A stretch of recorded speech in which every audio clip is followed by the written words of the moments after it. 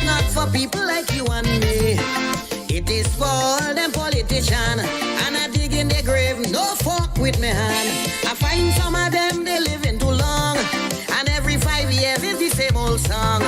Some of them dead, just shame to lie down. So I prepare for them a burial ground. Rowley, my first grave for he. With joy in my heart, put him down with glee. All of them useless politicians, only making up numbers in my island. I don't care all who go vex with me, but Kamala I not ready to bury. She is a strong, determined woman like me, and deserve a chance to run this country. When she in power, I don't go hungry. And Calypsonian does get big money. She don't deserve no spot in my cemetery. I putting she in the center of the city. I have a political cemetery. It's not for people like you and me. It is for all them politicians. And I dig in their grave, no fuck with me hand. I find some of them, they living too long. And every 5 years is the same old song. Some of them dead, just shame to lie down. So I prepare for them a burial ground. Rowley, my first grave for he. With joy in my heart, put him down with glee. All of them useless politicians, only making up numbers in my island. I don't care all who go vex with me, but Kamala I not ready to bury. She is a strong, determined woman like me, and deserve a chance to run this country.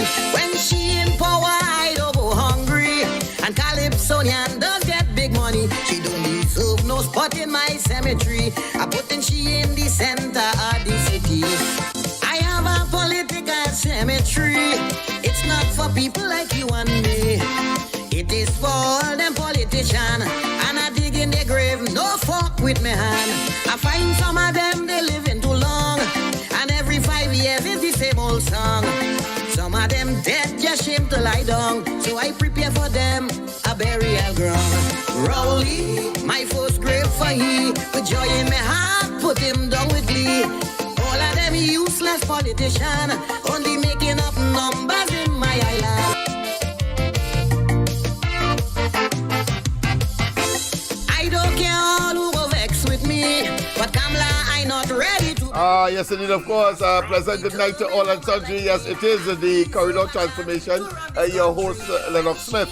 I just want to say, of course, from the tone of the music, the focus is on Kamala Prasad business. After all, in the context of politics and the context of female politics and in the context of politicians of the fairer sex, it is clear, and it will go down in Trinidad and Tobago's political history, that there has been no other woman in politics that has been maligned, that has been persecuted, not prosecuted, never been to court for political issues.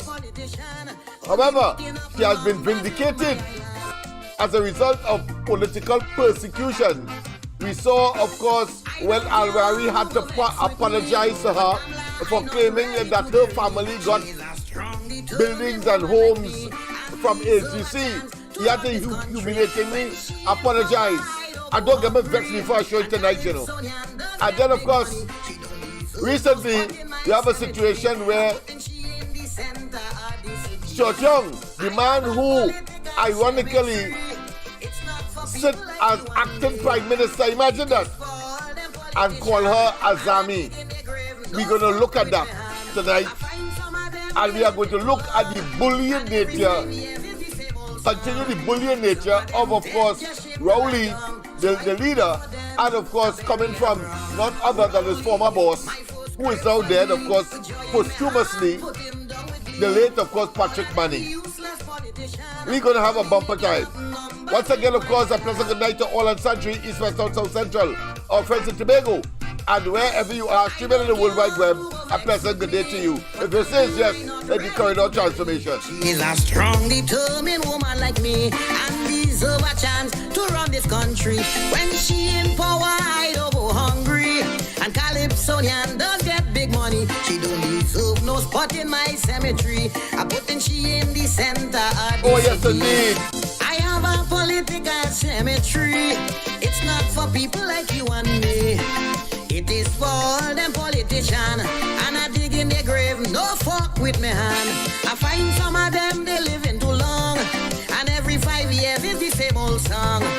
Some of them dead, just shame to lie down. So I prepare for them a burial ground. Rowley, my first grave for he. With joy in my heart, put him down with glee. All of them useless politicians, only making up numbers in my island. I don't care all who go vex with me, but Kamala I not ready to bury. She's a strong, determined woman like me, and deserve a chance to run this country. When she in power, I don't go hungry. And Calypsonian does get big money. She don't deserve no spot in my cemetery. I putting she in the center of the city. Let's play it again. Let's play it again. You can't get enough. The woman is fantastic. She's superb. She is a notch way above the rest. No fuck with me hand. I find some of them, they living too long.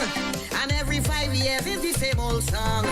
Some of them dead, just shame to lie down. So I prepare for them a burial ground. Rowley, my first grave for him. I want to invoke the doctor and then write him a letter. I want to ask him a question. If he knew what was going on, the other day I was passing. I hear people complaining. He is the man with the answer, but he quite over yonder. They say, snake in the palisade. Snake in the palisade. This is Caribbean Vibes. Snake in the palisade. And they biting hard. Snake in the palisade. I'm sorry for Trinidad.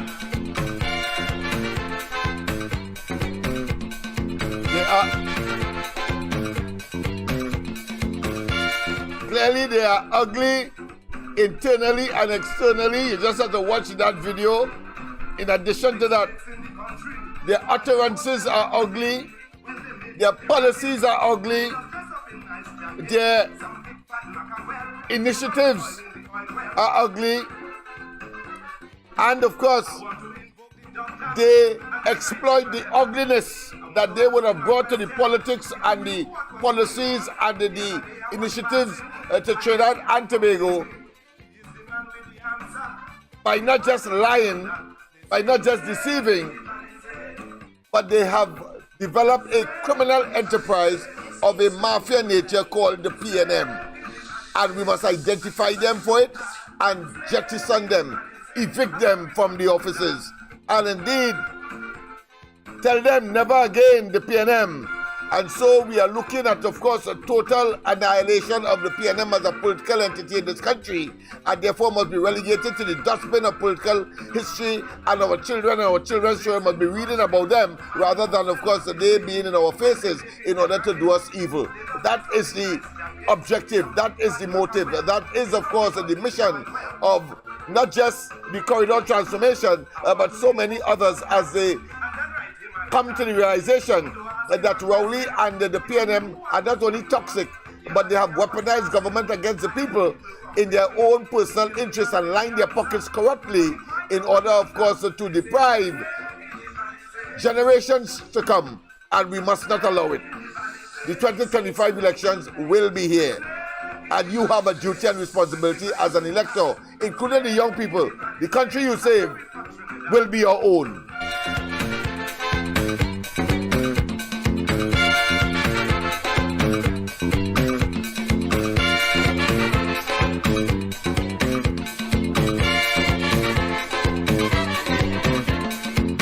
In the country, man, they worse than Mappy feet.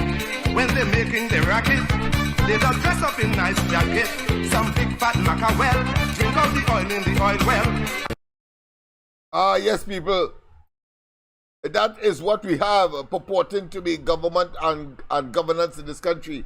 And it is crucial that we understand what is at stake. Not that you don't know, and I am not about insulting your intelligence, but clearly it is about the quality of life, standard of living, and indeed that all of us aspire to, but more importantly, the building of a nation and the continuation thereof. And of course, while a country or a nation will not emerge in one fell sweep, not in 1 decade, not in 2 decades, Trinidad and Tobago has been, of course, independent since 1962. So clearly, and of course, where we are today is a fraction of where we ought to be, having regard, of course, to the resources that would have been available and the what I consider to be dogged with poor management over the period from 1962 to date. And what party has been, of course, in power the most? Yes, that party, that ugly party, that of course is led by that ugly figure called Keith Christopher Rowley. Ugly in many ways, a total rapist and pedophile. And there should be no doubt in anybody's mind. The man is a blasted coward, but pretends, of course, to be somehow is a paragon of virtue. And he has moral pillars that clearly one can only conclude he views wrong to be right, and right to be wrong. That is where we are in terms of that warped concept of moral and ethical standards that are required by any leader, particularly at the level of Prime Minister. He must be, of course, not only above, as far as possible, being a human, one would have expected that you will have some skeletons in your closet, but not like Rowley. Rowley closets are too blatant and are too glaring to accept as a Prime Minister. But let's go to the lines one time. I see that we have a caller immediately. A pleasant good night to welcome to the corridor. Good night, Lennox. I just wanted to start the show and to all your... I realize that. Go ahead, my friend. Are you still in Canada? Yes, loud and clear. Are you still in Canada? No. All right, good. Okay. Go ahead. You know, I was looking at breaking down today. You'll see, I don't know if you ever look at breaking on. Dr. Fuad Khan was on that show today showing an act that they have in some section that in Bhutan want to imply. You know that they could hold people if you walking around with US something, no? Everything will have to come through either one of Sabga and them bank or Stuart Young and them family bank and thing. That'll be the end of small business, you know. Cause you say all the time they wasn't really thinking about the act that much because they had oil and gas and all them things, but now all them things replenishing. Yeah. Did they say wait to get that? Because I am while I am tending to accept that as a fact, but I would want to make my own assessment. If you could tell me where they say that they got that, where that information is, and of course I will confirm. I wanna go back and watch the show today. Okay. And then my caller or send you a message on the app. Yes, send me a WhatsApp. Because Dr. Ford Khan said his business, he and his brothers have some business, and they also get some contracts with the government, whatever, to do some business. And he went to the bank to get some US, and he couldn't get. And then when he was looking back at the thing, he said, "But this thing is to destroy small businesses, the small businesses." Community, yeah. And always and he said that act was always from ever since in Eric Williams days.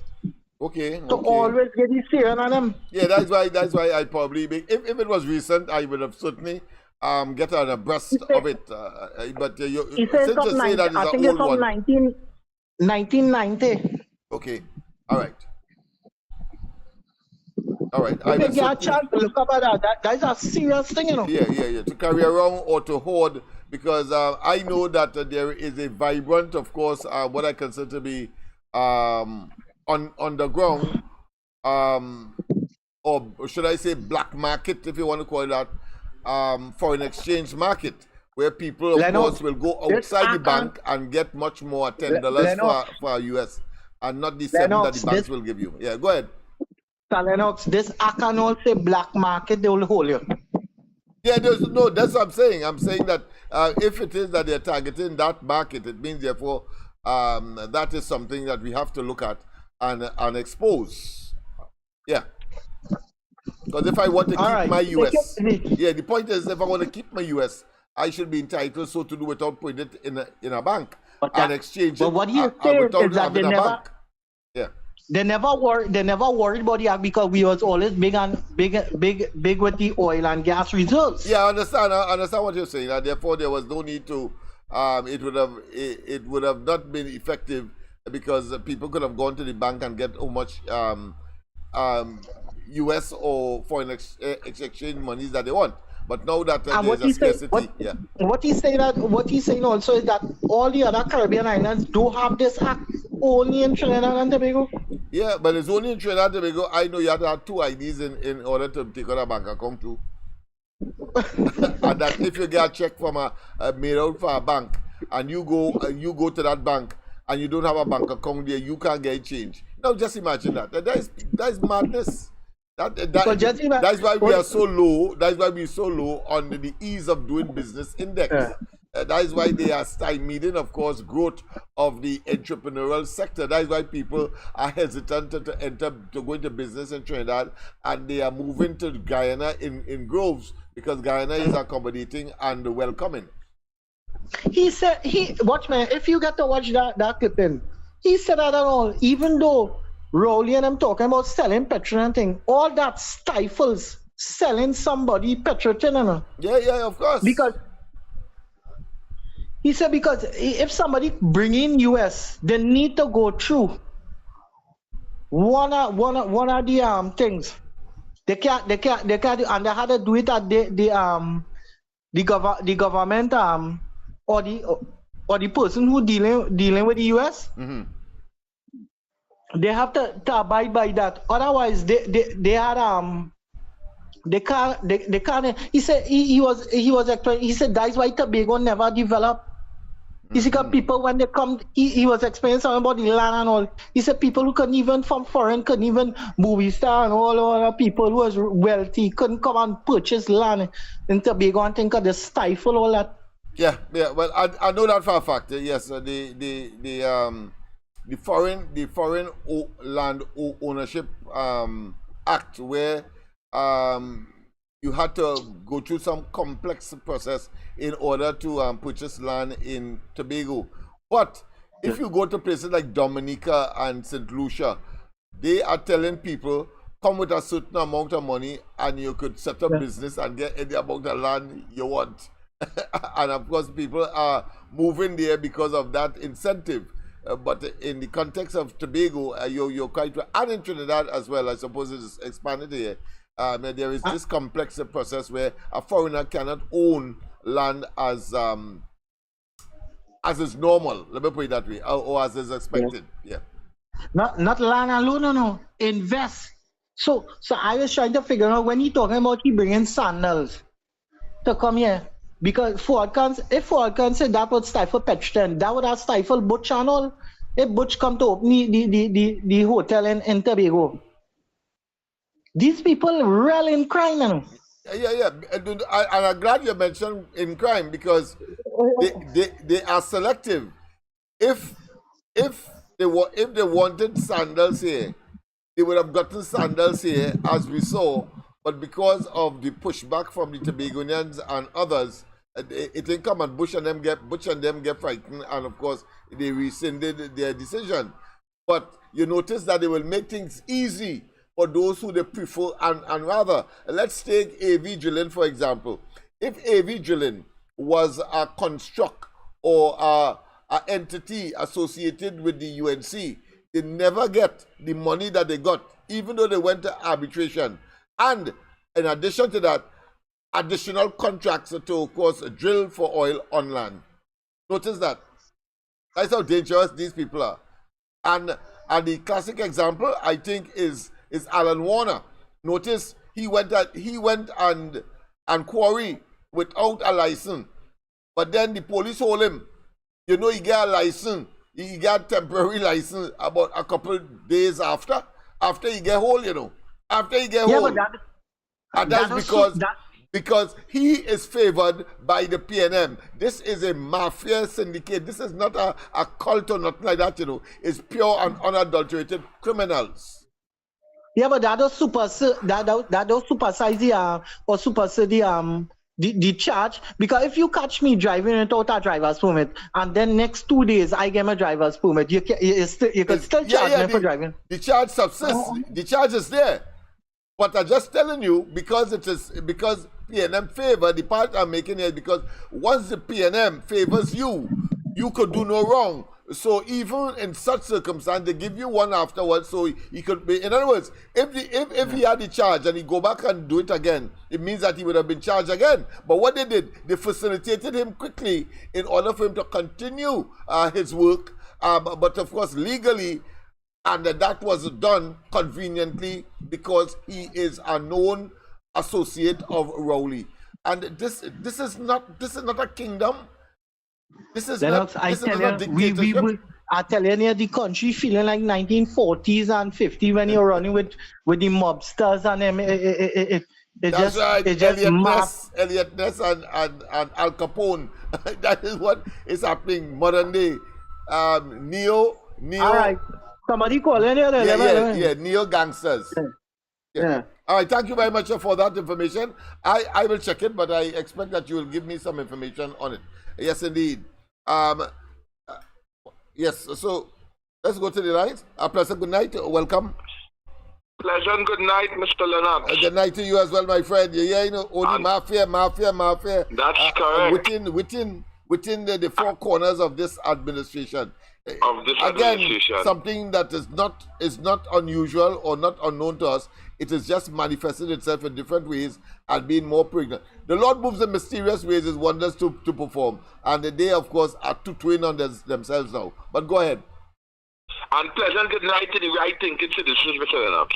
Yes. Mr. Lennox, I want to start off tonight by saying everything I like, God does take, right? Yes. And I like Rowley. Sarcasm will get you everywhere on this program, especially with reference to the target character that you just referenced. But go ahead. That's correct. Yes. Mr. Lennox, back to serious business. Yes. I think today in the Parliament is the first time I ever see Anisette George, the Speaker of the House, did something well. All right. By schooling Stuart Small Pinion, if it's so to speak. I send the clippings on your phone for you to take a look at Good. it. I will certainly do that because I was yearning for somebody to hear what she's saying. Thanks very much. The Honorable House. Yes. Right. Two. People are listening to radio programs and everything pertaining to what is taking place in my country. Yes. A guy called a program today and he was trying to compare the UNC to the PNM and he's saying with the same old song that two of them is the same. So what we were trying to explain to him is how 52 years could 52 is 52 are correct? Yeah, 52 years or more, but go ahead. Could compare to 5 years a Kamala Prasad Visesa and 52 years.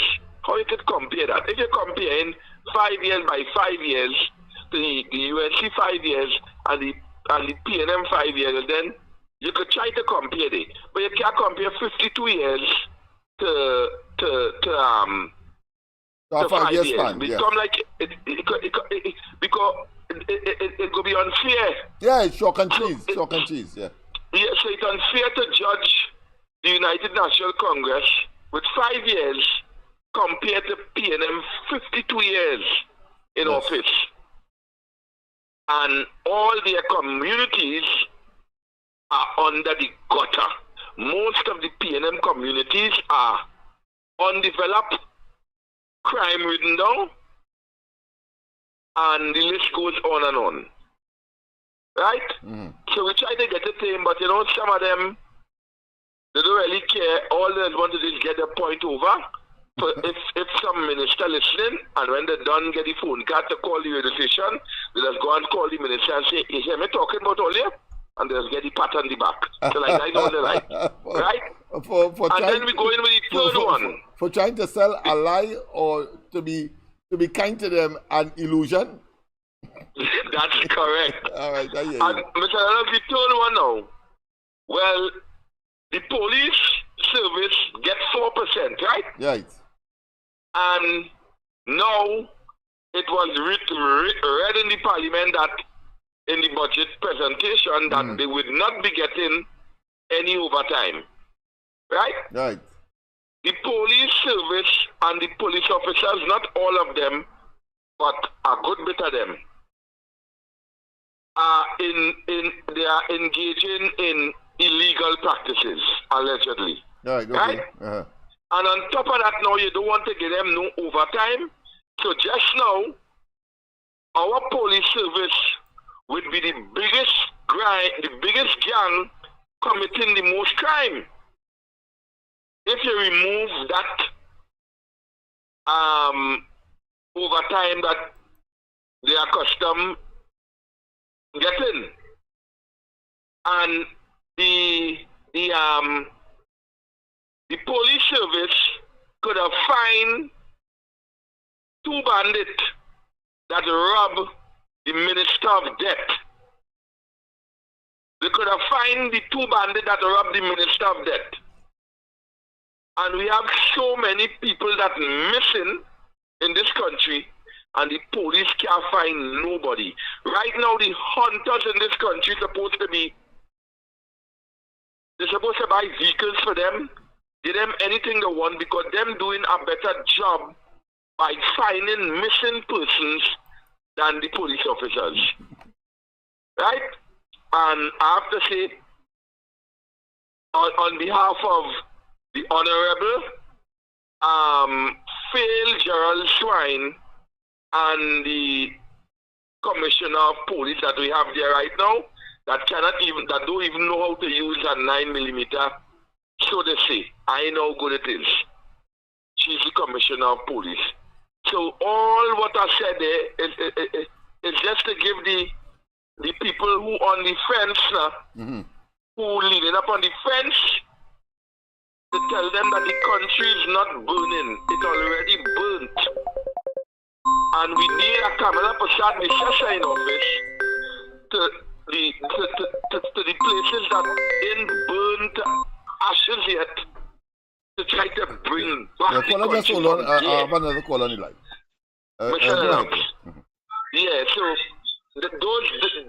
that barrel there is for the people who on the fence to take notes and understand that if you do the honorable thing on whenever the election call and help remove Dr. Rowley and the PNM, Trinidad will get a chance, or Trinidad and Tobago will get a chance to breed. So the people of Trinidad and Tobago, I hope all you could understand what I explained to all you. Like every night I just come and try to give whatever observation that I bring, all you take notes, and please be begging all you. Whenever Rowley call the election, let me get rid of him now. Mr. Lennox, I always thank you for this opportunity. I just look forward for this program like I go in and pay a light bill and I don't want to get cut. So you have a blessed one and continue doing the people's work. And may God continue to bless you and your family. Thank you very much. Thank you very much. Well said. I thought I should give you a round of applause. Let's go to the next caller. A pleasant good night to welcome. A pleasant good night to you, Mr. Lennox. A pleasant good night to you as well, my friend. And all those on the World Wide Web. So we would like to share on the platform to each and every one. Mr. Lennox, tonight I want to ask you a question. You know, and you as a minister, get $7 million in the Ministry of Works for contractors to get all the contract. You get that? You use it for that? Me? Because why I'm asking you that Good. is because if we the public have to be blamed for criminal activity. Oh, I see. I understand. I understand you where you're want going. to make, because I know I'm not nobody who takes $7 million to lock down contract and people boasting about it. Right? So I want to know now, right? When you did box the people dog and I was driving, did you compensate the people for the dog when I boxed it? No. But you see, when the thief of the money and the hoodwinked, the whole thing about it, I forget my manners. So say a good night to all the slave catchers and all the barracks and the plantation, because I can understand. For 9 years, Mr. Lennox, they suffer them. Now they're comparing Guyana with His Excellency, Mr. Irfan Ali, that what he's doing for the people and the citizens. And you know, this bad thing about it, Kate Rowley went to Guyana and said that Granger is the winner to take away that wealth from the people. And when they do check it on Irfan Ali, them time now, when they're talking about it, because they said they will negotiate it, they can't negotiate it because Granger had put a claw in it and borrow money for Guyanese only to get 2%. And you see all what Guyanese going to be robbers? Just think what's going on with Shell in Trinidad and the Dragon deal. That's why, you know, it's there. And Rowley and Stuart Young could spit and tell we plane in there, because in there especially could say, here buy no vehicle for no ministry. All they go up in the graveyard, get past and fix it. And if any approval come and it are not approving, no, are not employing, and not giving all no increase. Just imagine, they will have to face the citizens to be back in power. And the PNM supporters and them hold on to that and laughing still. Mr. Lennox, I feel we had a joint Erla Haywood Christopher, the Commissioner of Police, and start saying that press for the citizens at the PNM. You know. Mr. Lennox, you talk about the father of Keith Rowley who get a temporary license after they lock him up. Up to now, Erla can get a reservoir inspector to come and see how much oil to do the investigation. All the money we getting, we're going, nothing for the people. $3 billion still unaccounted for. And then you've seen what is in Parliament protection by the House Speaker or the Deputy Speaker. You've seen where the money was allocated for certain things. And when they question about it, Inbeck jumping in and saying, he answered and he don't say that their money was allocated. So, plain to see, $400 million for the Prime Minister, $50 million US for the Prime Minister, but one is Unicourt Prime Minister and one is a minister. What is the minister in Unicourt? But Unicourt spending money in the Prime Minister residence. Mr. Lennox, who they really fooling by? Well, no, really, the phrase should be who they're trying to fool, because clearly it's not the population. The population already know that they engage in tomfoolery and they are immune to that nonsense. So the population know it's nonsense. So who they're trying to fool? Themselves. To answer your question directly, who they're trying to fool? Right. Themselves. Yeah. And I'm going to justify your answer how true it is and how much truth it has to it. Because you know why? And it's the people reject him in Trinidad because he can't call the eternal election and he can't have.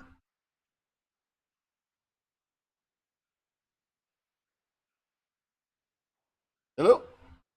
Yeah, listen there. Yeah, so they can't call eternal election, right? And then the one thing the PNM does always have, they gather in at the sources. So you see, the other day in Napa, he called a makeshift petition to say he changed the PAN and the constitution. But no, when the people reject him, he holding on. But what Stuart Young say in Parliament within there, that was an inauguration for Stuart Young to see if he'll get the Prime Ministership. Because you have to be just like the Prime Minister, falling on schoolgirls, tripping and falling down on top of schoolgirls, and hurting them bad as well. So Stuart Young had to show that kind of vulgarness and this tasteful human being in him to get the leadership. Because now, when you check again that Miss Eugene Williams, I wonder what they had to say on the executive who was booted out for Rowley and Stuart Young and them team.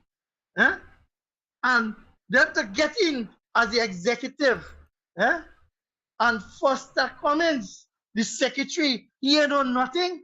They used to tell him, Mr. Lennox, the people reject them. And what I want now, teachers and everybody who is talk about coming out, I would like to say this on your program tonight. The OWTU is calling out on the pensioners and the people who get fired, the working class who get fired. Right? Not retirees, it's called the fired workers. Okay. The firees. Calling them out now and extending an olive branch to all of sundries, as you say, who are rightful thinking people to come out and support. Then we put with pride away and unite for a common cause to fight for refinery and for betterment for ourselves. Because the pension plan in Petrotrid, if you see what India do with it, and they're not living up to what they're supposed to do. So right or wrong. So it's time we take back, we prize asset, and we patrimony in that refinery. Because enough is enough. Mr. Lennox, good night, and thank you. It have more I can say, but I wish everybody will unite and come out.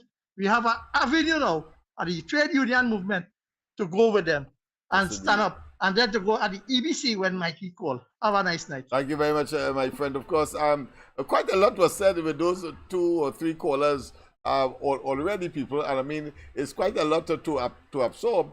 But of course, it's very, very poignant that we don't lose sight of the significance of the points that would have been made. Because, of course, for example, the first caller talks about the whole question of the police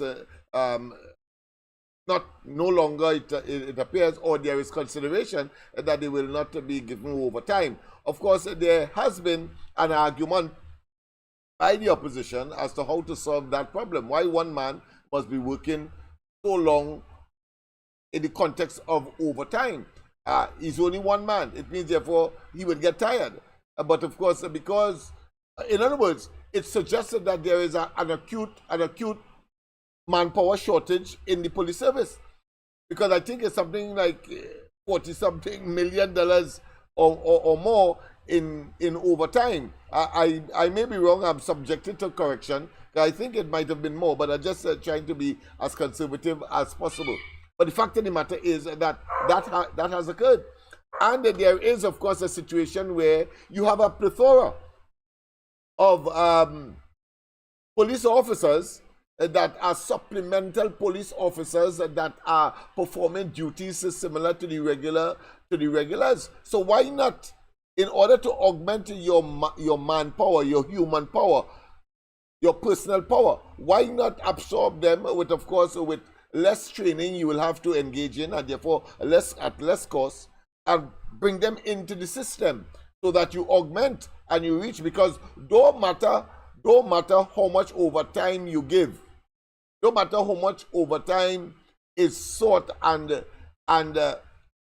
people benefit from, the fact of the matter is it cannot,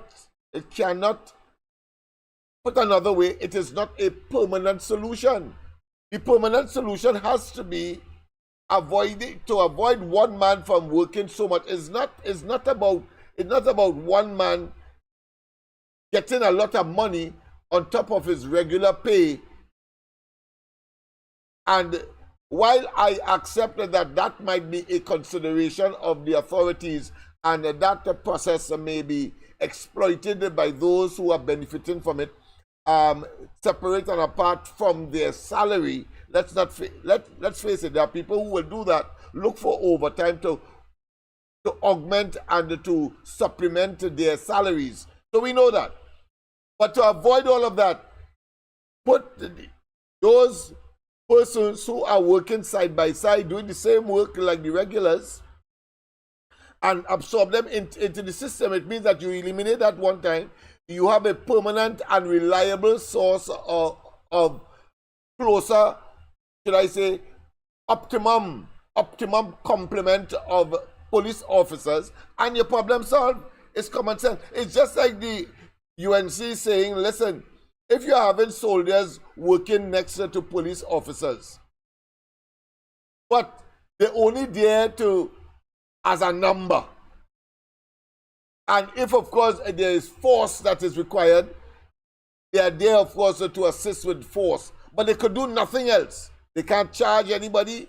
They cannot go on an assignment on their own, etc. So why not precept them?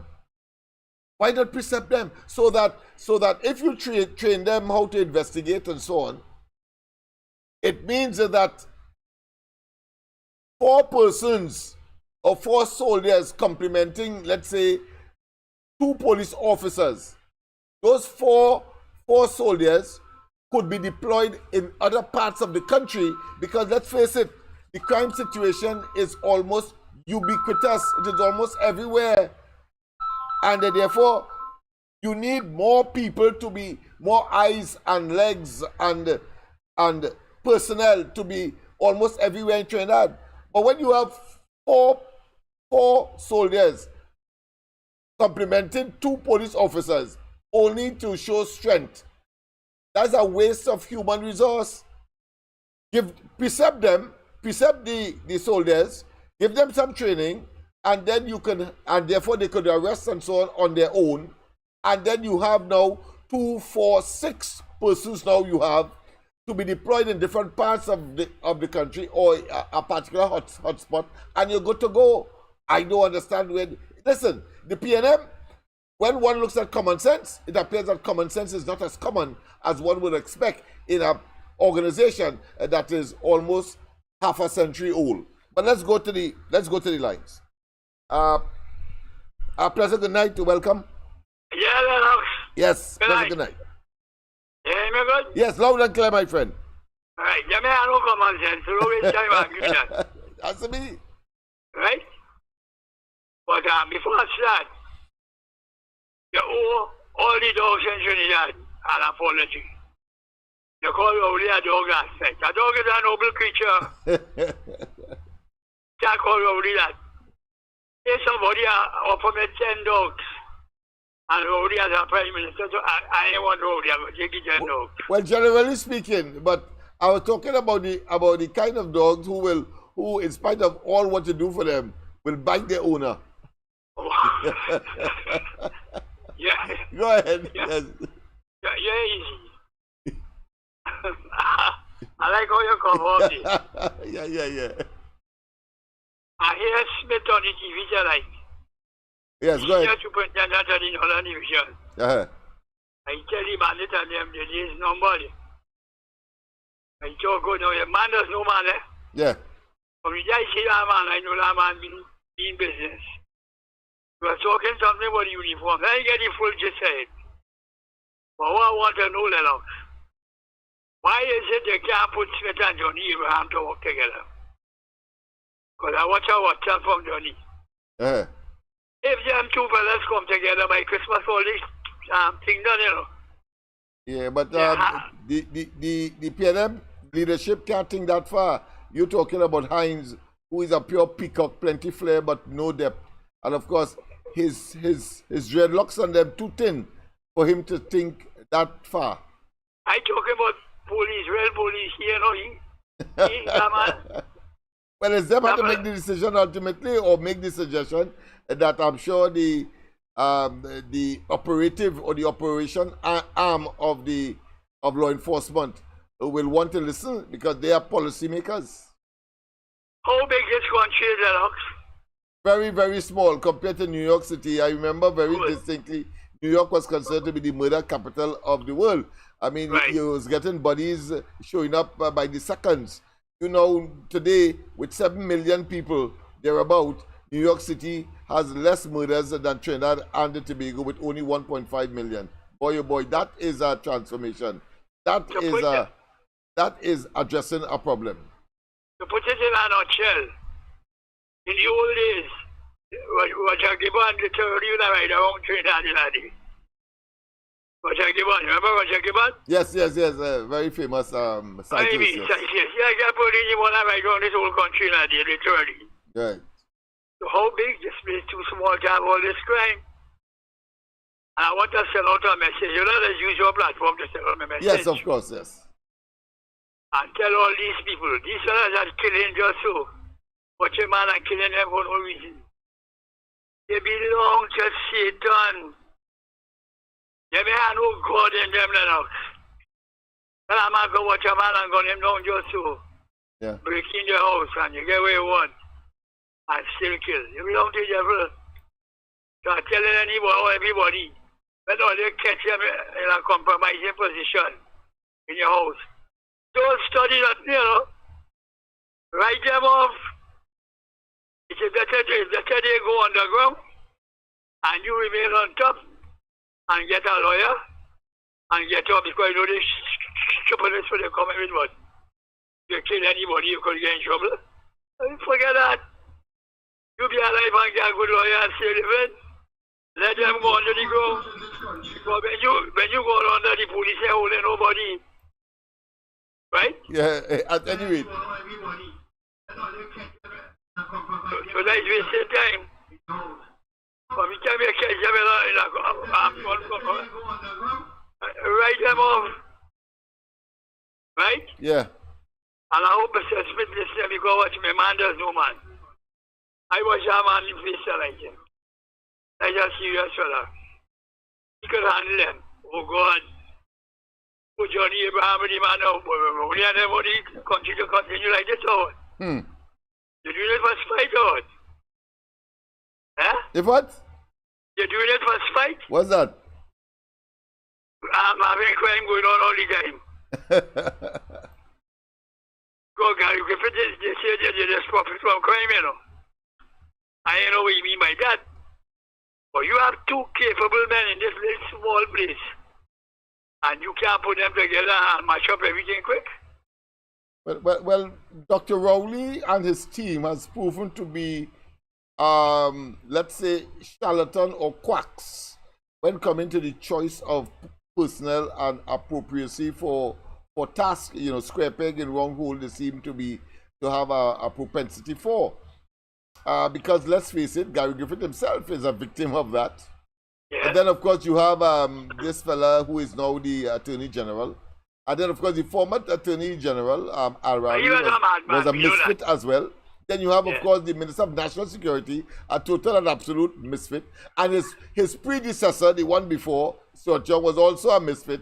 So, yeah, so he has a curse to choose the wrong people. So I don't expect anything better to come out. He's not going to choose the right people for the right job. What he wants, of course, is loyalty to him, so that they could, of course, engage in criminal behavior, as we have seen, and he could have a free rein to do so until, of course, he gets out of office next year. And, of course, blue lights and silver bracelet will certainly, of necessity, be visiting him.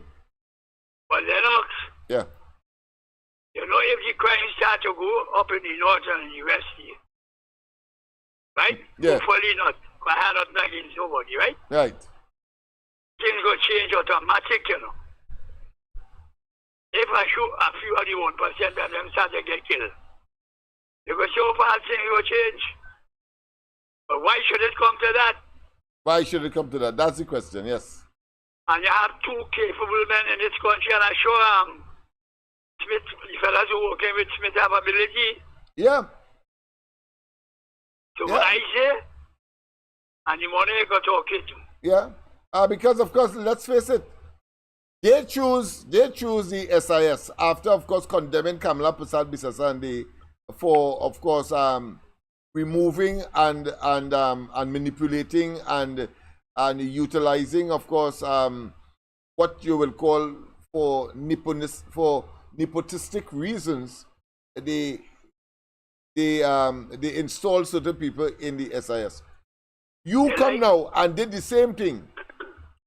Remove people. One fella said that because of their ethnicity, they were instructed by Rowley. That is what one fella come and say on a platform.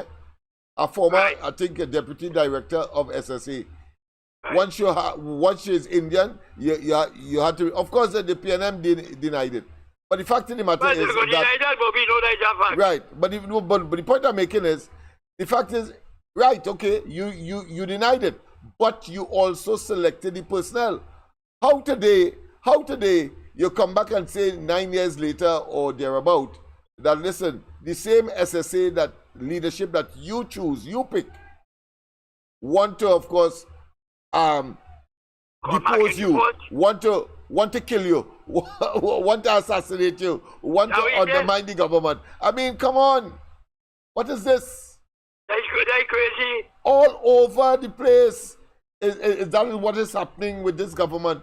Every single institution that is supposed to be constitutionally protected and independent, you are getting that. And don't get me vexed before I start to talk. Not you, but talking about those sycophants out there who probably say, well, that is ad hominem. That is what I'm thinking.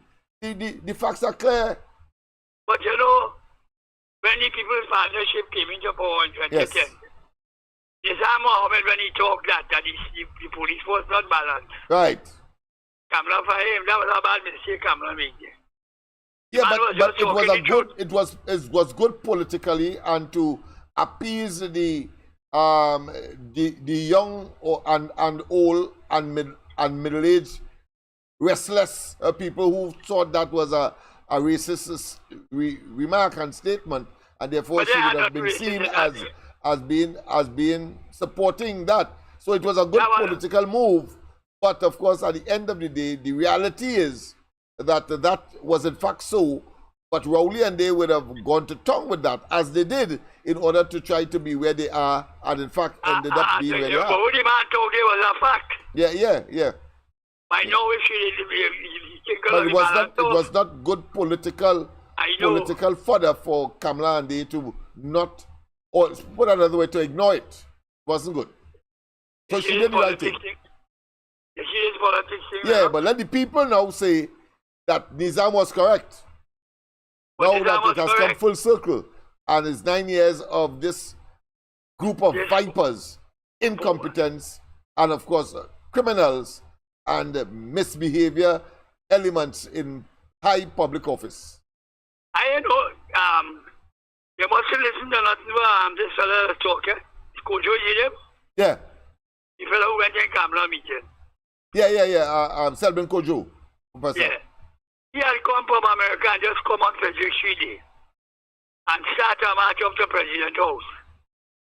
But they say Marie Sting, you know, when Kamala was in power, that too much Indian this and too much Indian that. They must listen to that fella. That them fellas is opportunist, as you just say. Oh yeah. It's clear they want to, of course, appease because it's the almighty dollar and cent, by and large, or looking for some warp sense of influence and trying to sway public opinion. But we have seen them, we know them, we know all of their characteristics and modus operandi, whether it be Helen Drayton, whether it be Father Harvey, whether it be Coco and them in the Calypso fraternity, whether it be Roger and others, whether it be Justice Vento, whether it be, of course, the former chairman of the Integrity Commission, talking about that media magnate, what's his name, who own, who partial, who is his name? What's his name? Ken Gordon was the man. Ken Gordon, yes, that's right. Yeah, these are the fellas. We know them, so therefore we could easily dismiss and we could counter and we could render null and void and of no effect their respective arguments on any topic, particularly when it has to do with the politics and the management of the society and the poor and absolute collapse and collapsing performance of the PNM. They are no good. And they should understand that. Yeah. When Kojo went up in indefensible. When Kojo went up in camera meeting. You can remember what he said? Yeah. Yeah, I love my prime minister. Yes. but I love my country more. Yeah, you love your country more. So which is he was really trying to say? Of course, he's saying keep them there still. No, they should expire. They should be eliminated. They should be expunged. They should be annihilated. Those are the strong language we must be using. They must become extinct. Those are the words. And I am not talking here by means of physical I know what you're talking about. But certainly utilizing the provision of the law in order to get rid of them because they are simply toxic for Trinidad and Tobago. But Lennox, if I was a member of the UNC, like Robert Town, when he talked that, the first thing I will ask you, so what you saying, you come to join the UNC or what? well, you know, it had a Dillon when he was Minister of National Security in the Parliament of all places. That statement you made, they remind me of what he said. When they say that when the PNM is in government, murders escalate. You know what he turned and say? He turned and say that is only when the UNC is in opposition, murders does escalate.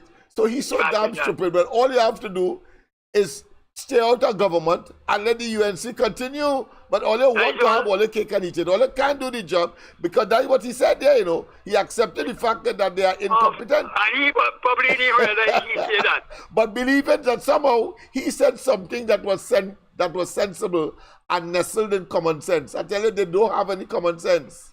He like Manning, he like Manning last night. Manning said the PLM is a different breed of people. Yeah, because Rowley says so. They just regurgitated what Rowley say. Yeah, but you're right, because look at the state of the country, we must know them different. Yeah, but he is using that statement for positivity, you know.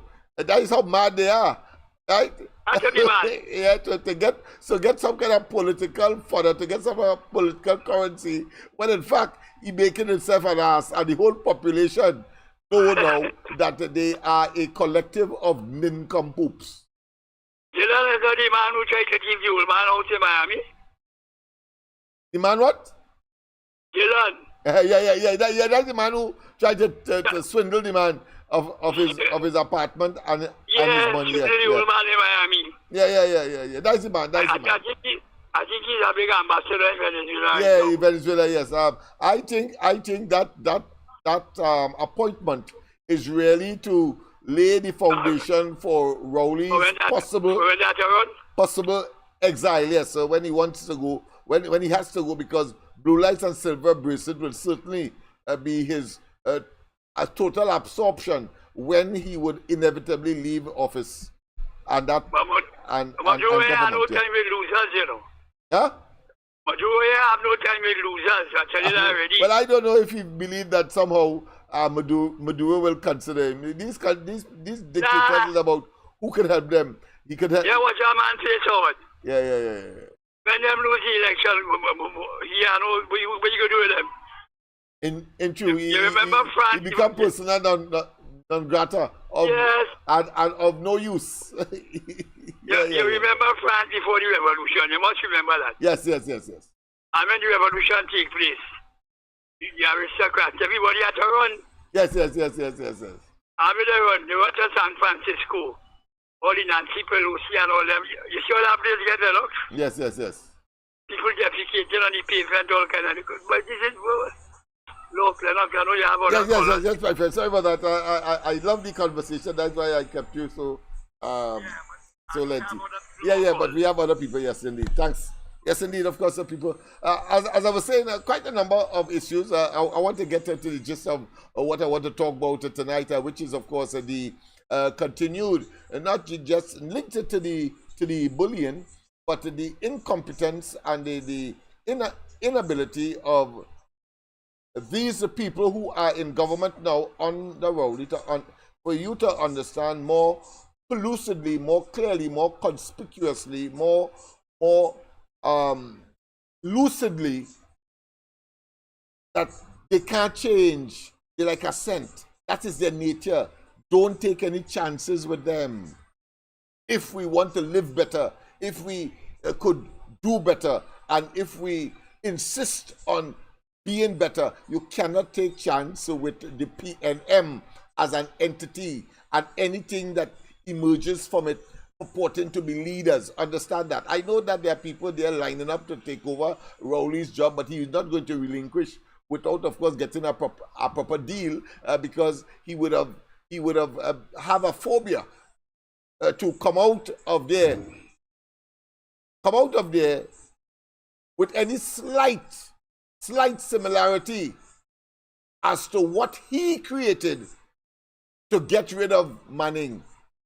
He is a fella who lives for evil, and he concocts almost on a micro minute level. He seemed to relish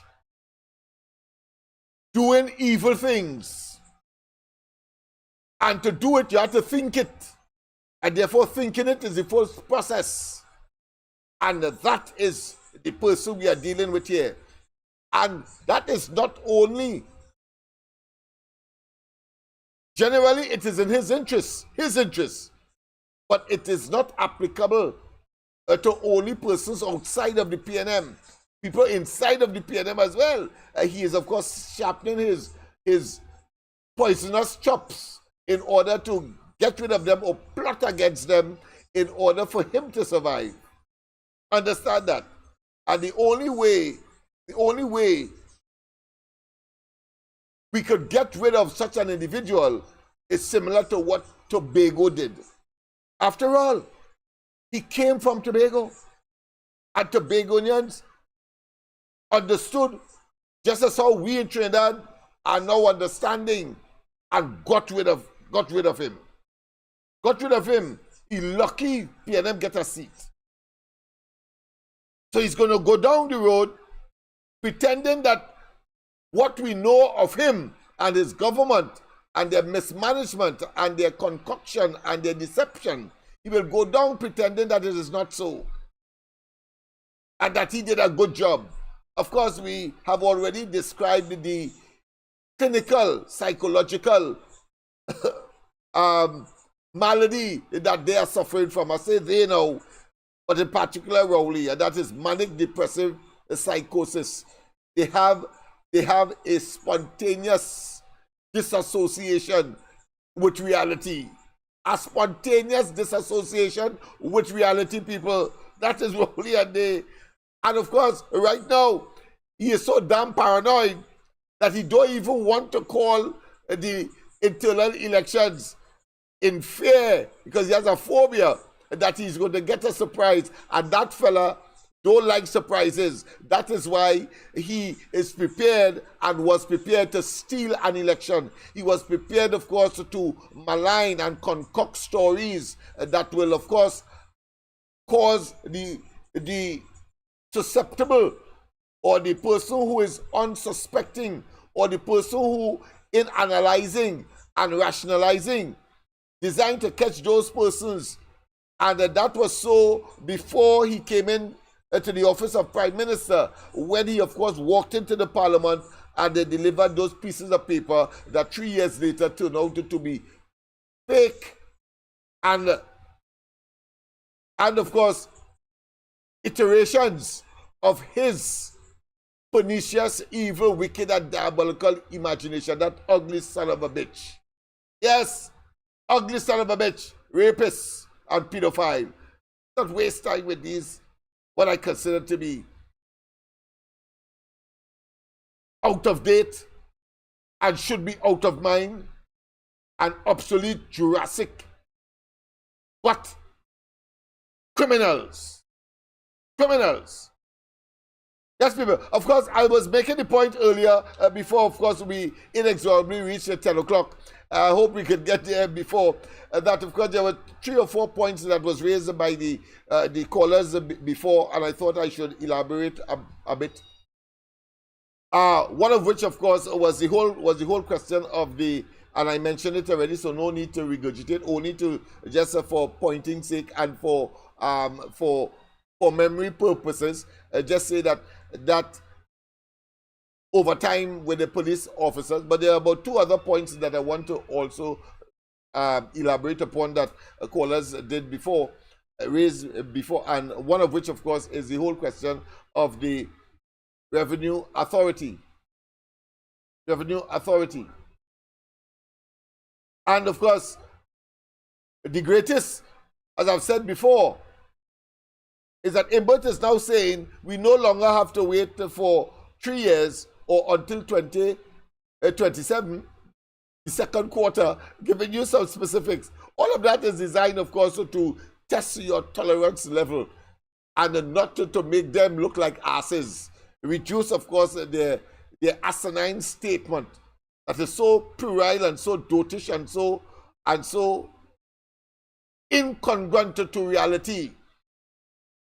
Who in this time, with all this hardship and all this violence, want to wait for 3 years and have the audacity and the temerity not to define what he means by prosperity? You know, notice that he just says that as a palliative psychological implantation. Yeah, it makes you feel good, but that's about it. But tomorrow, it's just like you drink a bottle of rum because you have some kind of problem. You smoke marijuana because you have a problem, but tomorrow the problem is still there to be confronted. So that's Rowley.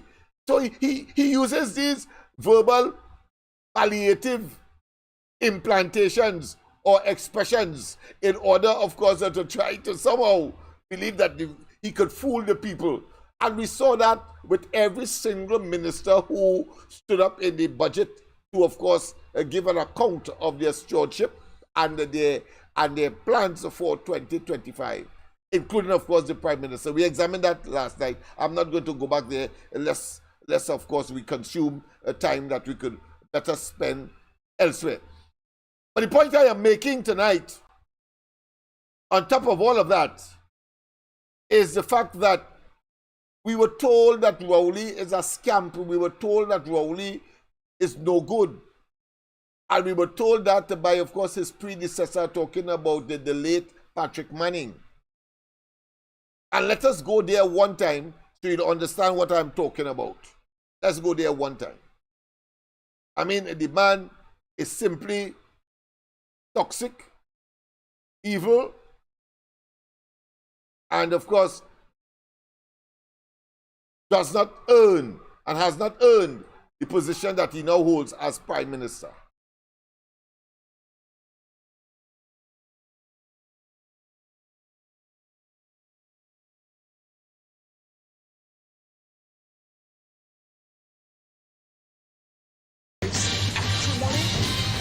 Mr. Speaker, I see animosity.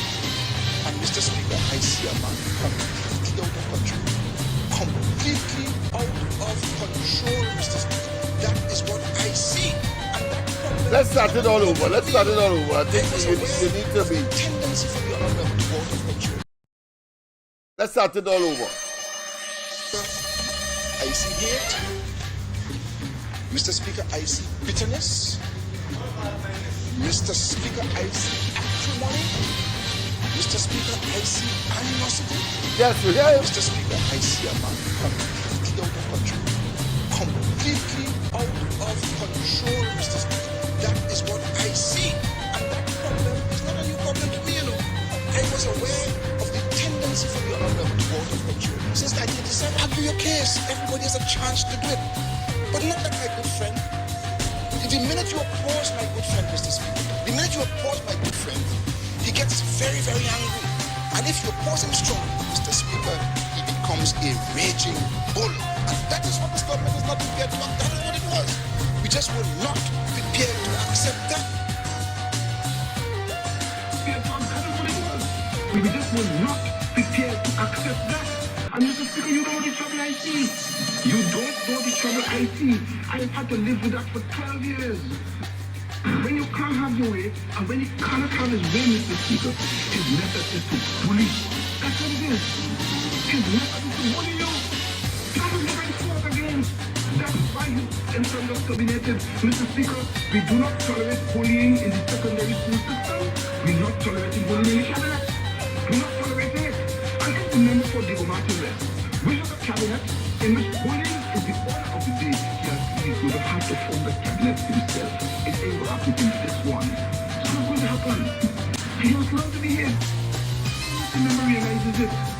I don't think the member realizes it. That when you carry on the hate that you have, it impairs your judgment. It impairs your judgment. That's what it does. And therefore your prescriptions are not straight. Mr. Speaker, I see hate. Mr. Speaker, I see bitterness. Mr. Speaker, I see acrimony. Mr. Speaker, I see animosity. And Mr. Speaker, I see a man completely out of control. Completely out of control, Mr. Speaker. So let's pause momentarily. So the term bully, as it relates to the government today of Trinidad and Tobago, led by King Christopher Rowley, should not be surprising to anyone. And I want to say, damn you, if you are so myopic, so out of touch, so dishonest, you sycophant and apologist, when of course the question of bullying comes up in the context of schools and other places or aspects of the society, and when they say that the government of Trinidad and Tobago under Rowley, the PNM, bullies the people in the parliament, is a bullying exercise in the cabinet, is a bully exercise when he meets, of course, members of the media and things that are going to play. Don't get me vexed, you know. Don't get me vexed. But members of the media, he bullied them too. What are you saying? That we are so dumb, we are so dunderheaded, we are so naive that we must isolate and see Rowley's bullying as policy and appropriate. But when it occurs in the schools and so on, that there is no nexus, I say to you that there is a nexus. What monkey see, monkey do. And if you are a poor exemplar or a role model, as Rowley and his government has demonstrated, imagine serious matters they will make a joke of. And you know that they are not serious, but you also know it is a serious matter that they are joking about. And you really want to hit them one clout. One clout. Because they kicks in with serious matters. And issues such as when the fire service officials abandoned the Raisu Road station because of an air-conditioned unit issue. The people were discomforted. Yeah, they were uncomfortable. And sometimes they have to stay there overnight in their dormitories, so to speak. And they went and take their mattresses and put it outside as a symbol of their protests and the necessity and the importance of rectifying that situation. The Minister of National Security are talking about a Peacock, who Plenty Flair and Little Depth. Hines, the man who say vote for Hines for a better mind, but young people start to say vote for Hines to stay behind. Say that, listen, they were patriots and they move out the mattresses in order to paint the dormitory. I mean, what is this? And then you have Rowley in the Parliament, having said what he said about the property tax in 2015, and when he was attacking his and undermining his predecessor or his boss then, Patrick Manning, about how dangerous the property tax is. And I'm using the word his, I'm using the word is, even though I ought to use was, because I'm saying it still is.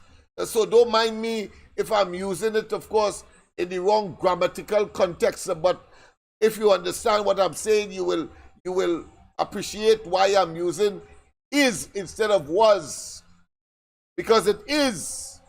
But he was arguing against it back in 2009 and in 2015. But if you hear him in Parliament, when the opposition raised the concern that people were lining up in the hot sun to pay this property tax, and that they were vulnerable to, of course, bandits and robbers. And in fact, people were in fact robbed because it was a good spawning ground, a good soft target for the criminal elements. Yes. And on top of that, when one would have expected that the Minister of Finance would have come and say that, listen, maybe do it by name, first name, or the first letter in a name, as the case may be, alphabetically, so that you have possibly less people visiting physically, or put an online payment arrangement so that you reduce people's exposure to the bandits, having regard to the world knowing that Trinidad and Tobago is a very violent place, a dangerous place, as we have seen with, of course, that report that says that we are sixth in the world. And Rowley and they accept that we are very violent. Very often Rowley would say that Trinidad and Tobago is a violent place. So let's not waste time. You apologists have to be consummate backsides to, of course, defend that nonsense. The culpability is not just unlimited, not just obvious, but well placed. The culpability in that regard. But I want to tell you that, listen, they ought to have known that for the purposes of the budget, their online paying system, their automated paying system to the central bank would have been down until the budget would have been read. A conscientious and prudent and sensitive government would have said, well, start paying after that is back up, because they would have known and ought to know that the criminal element will pounce. They will be opportunistic and pounce on those vulnerable people who go in there to, of course, pay their property tax. But the answer to all of that by Rowley tells you how disconnected and how stone-hearted and how stone-headed and how brutal and how excessively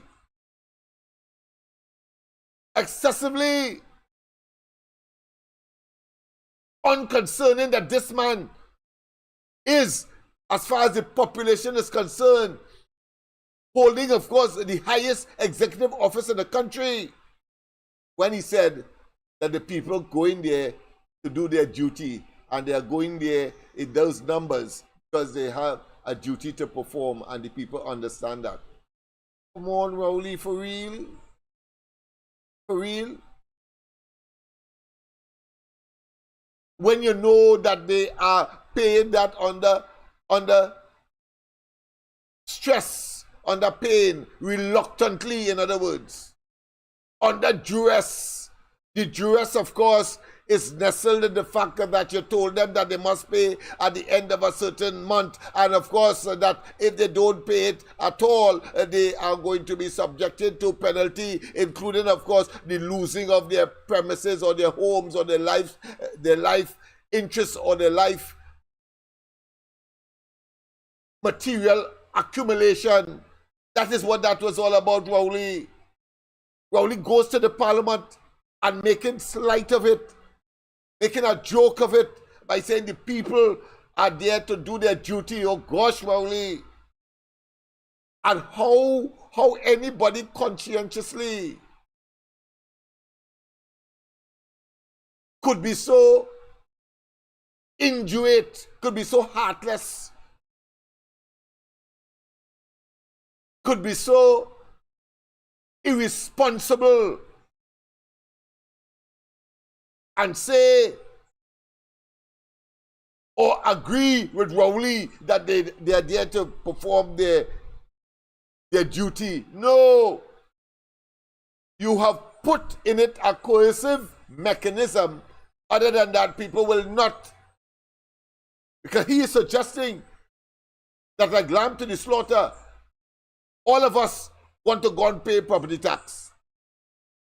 Under all that pressure, increase electricity, increase water rate coming. You have to pay online tax. And the price of food in the groceries and other more non-perishable items such as household items, whether it be toiletries, rising every day, the price of it or of them. That is what we are talking about. And this man making a joke in the Parliament, boy. Let's continue with what Manny had to say. That is what I see. And that problem is not a new problem to me, I was aware of the tendency for the Honorable to go out of control since 1987. Argue your case. Everybody has a chance to do it. But not like my good friend. The minute you oppose my good friend, Mr. Speaker, the minute you oppose my good friend, he gets very, very angry. And if you oppose him strong, Mr. Speaker, he becomes a raging bull. And that is what this government is not prepared to accept. That is what it was. We just were not prepared to accept that.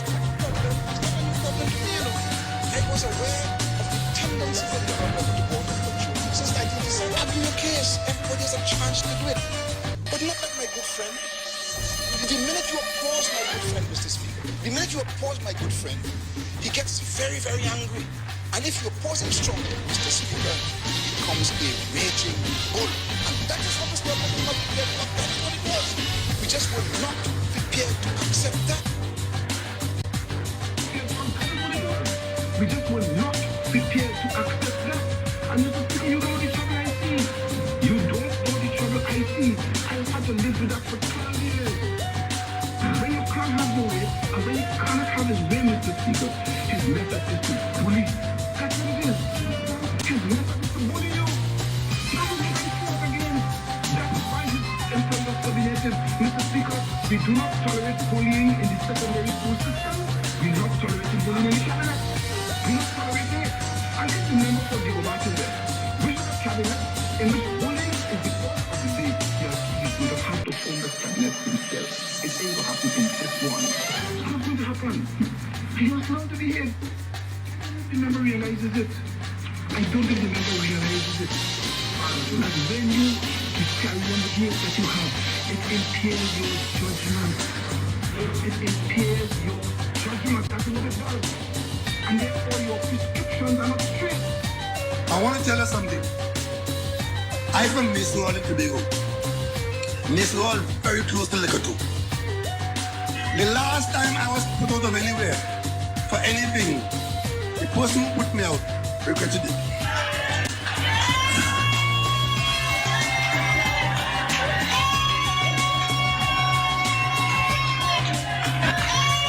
Remember I was in the cabinet? I took issue over the behavior of Colonel Hart and UDCOP. And what happened to me? I was put out of the cabinet. The person who put me out regretted it. There you have it. I see hate. There you have it, people. Mr. Speaker, I see bitterness. Mr. Speaker, I see acrimony. Mr. Speaker, I see animosity. And Mr. Speaker, I see a man completely out of control. Completely out of control, Mr. Speaker. That is what I see. And that problem is not a new problem to me, you know. I was aware of the tendency for the other to go out of control. And if you oppose him strong, Mr. Speaker, he becomes a raging bull. And that is what this government is not prepared to act. That is what it was. We just were not prepared to accept that.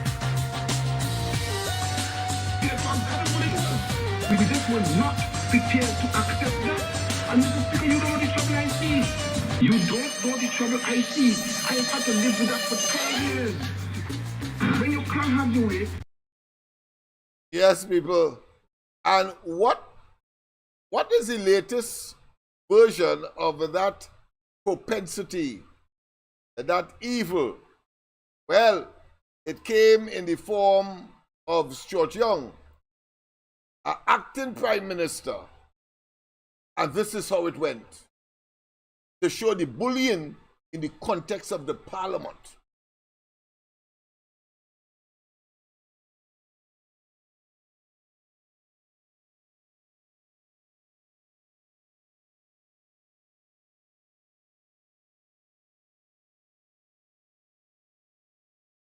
And of course, Rowley on the question of property tax is also, of course, a matter of deep concern, which we, of course, exploited yesterday. But let's go to that stinking talk that was expressed by Stuart Young, a person who acted as Prime Minister, chosen by Rowley. This man is totally blind when coming, of course, to character, choice, and, of course, the personnel. And when they tell him that he doesn't do good due diligence, he vexed with you. And I said, don't get me vexed before I show you where he told journalists the same damn thing. But listen to what Stuart Young did in the parliament. Well, he go run girls now for all in the back room. You can't use the PTSD buses anymore though, but you go bring the girls for all, you know. Including camera. You're gonna use the bathroom? Yeah, she runs Zami. Hey, what? Don't call my name. What's wrong with you? Hey, boy, cool it in my corner.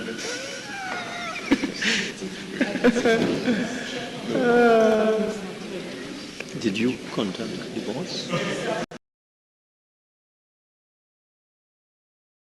Clip of some school children from one of our schools in the West.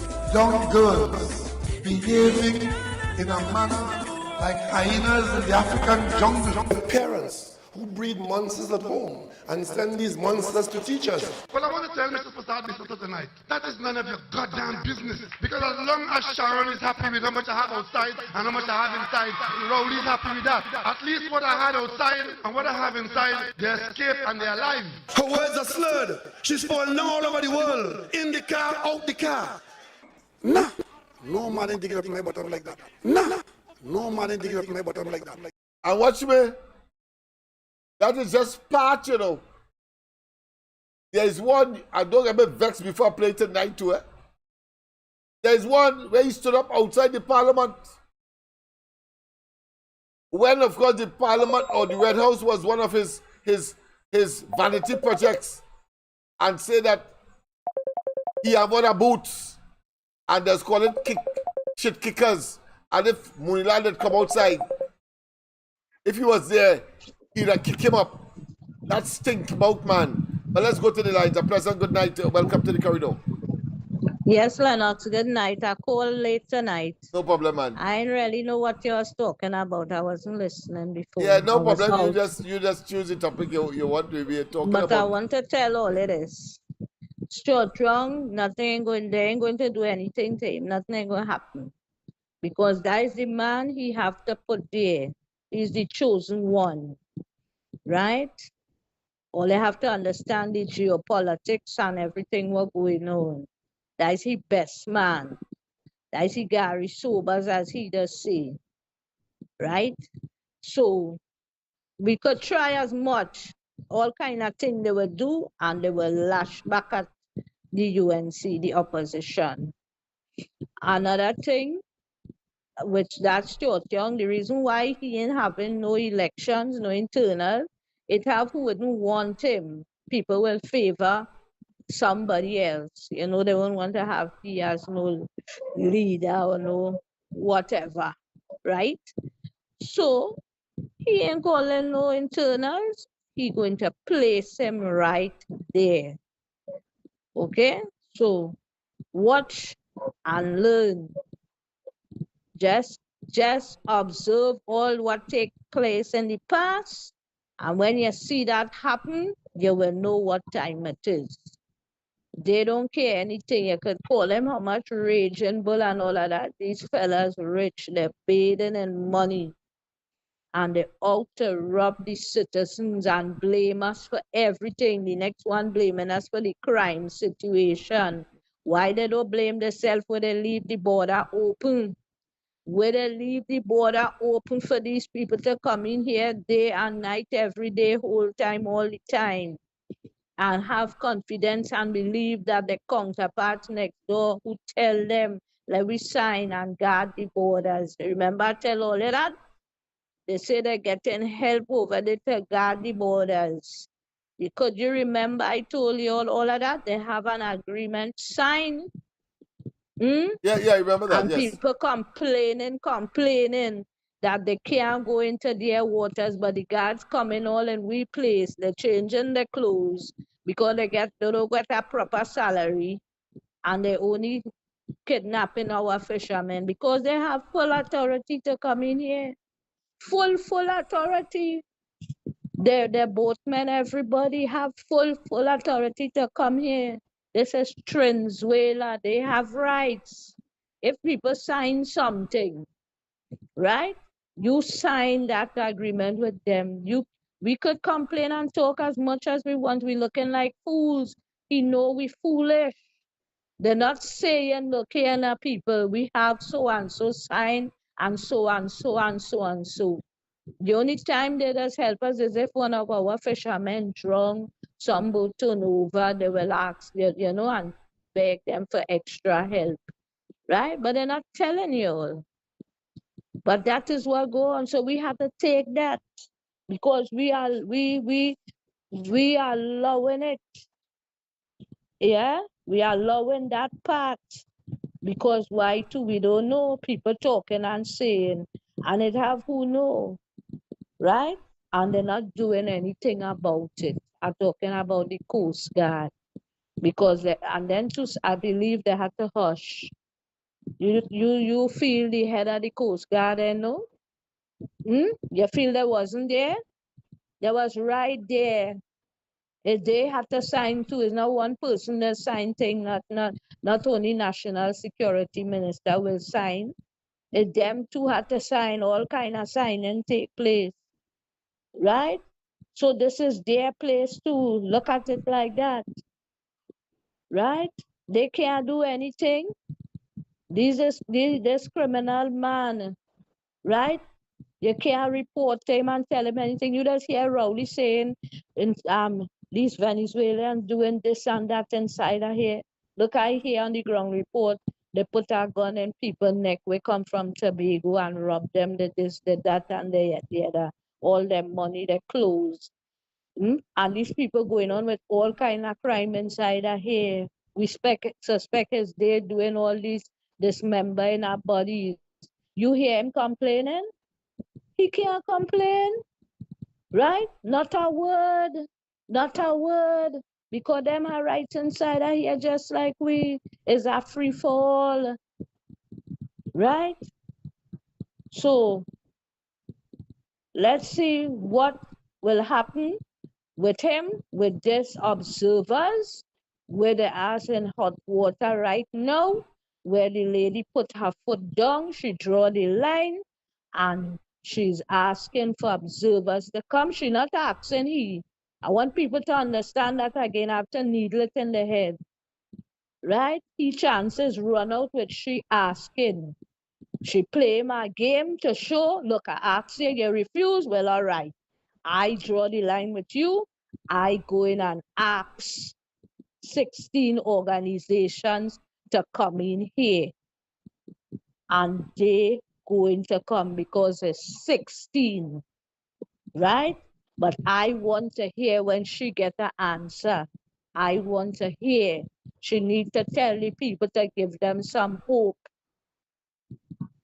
And she must report him as well for all this kind of thing going on inside of here. They have to give us back our money. They have to give up their assets. It have a law in the Inter-American Charter. It's supposed to have equality, transparency, procurement. We make them law. It's the Inter-American Charter where they onto the OAS make these laws and they have to put it in the Constitution. Get that in all your head. It's an international law and we have to obey. Right? So let her report these things to them so the people in this country will get some kind of protection. Have a good night. Same to you, my dear. Thank you very much, of course, for your usual very incisive intervention. And yes, the rambunctious, unrelenting, callous, reckless, brutal, and unsavory behavior of Rowley Andy clearly does not merit they being in the office that they hold. And of course, the opposition has its role, you and I as well. I'll give you an update as to what transpired with respect, next week, of course, with respect to my Freedom of Information letter to the EBC. But all of us must be able to write and to communicate with these institutions. It must not be just the opposition, because the official opposition to them and Rowley and they will make the argument. And let me show you an example. You see, experience is the best teacher. I always tell my students that, and I'm advocating that here as well.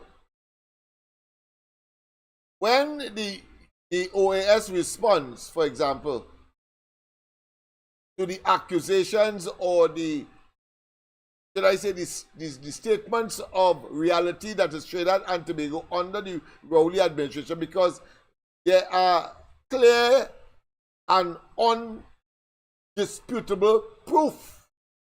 Cannot be disputed. They met to $12 billion in reserve It is today 5. They have not, even though 106 schools were attempted by the UNC, they left most of them in fallow. They cannot dispute that the Barnara Stadium, by the time Manning got out of office and the PNM lost the elections and the UNC came in, and after before their 5 years, that it cost $1 billion. And that Rowley's priority was to, of course, fix that. Spend another 90 million on it. And then I'm sure we didn't get that report as yet, but they would have bribed, frankly, the cricketing agencies to play, of course, the IPL and other tournaments at Barnara, as opposed to the Oval that is iconic and has should I say, intrinsic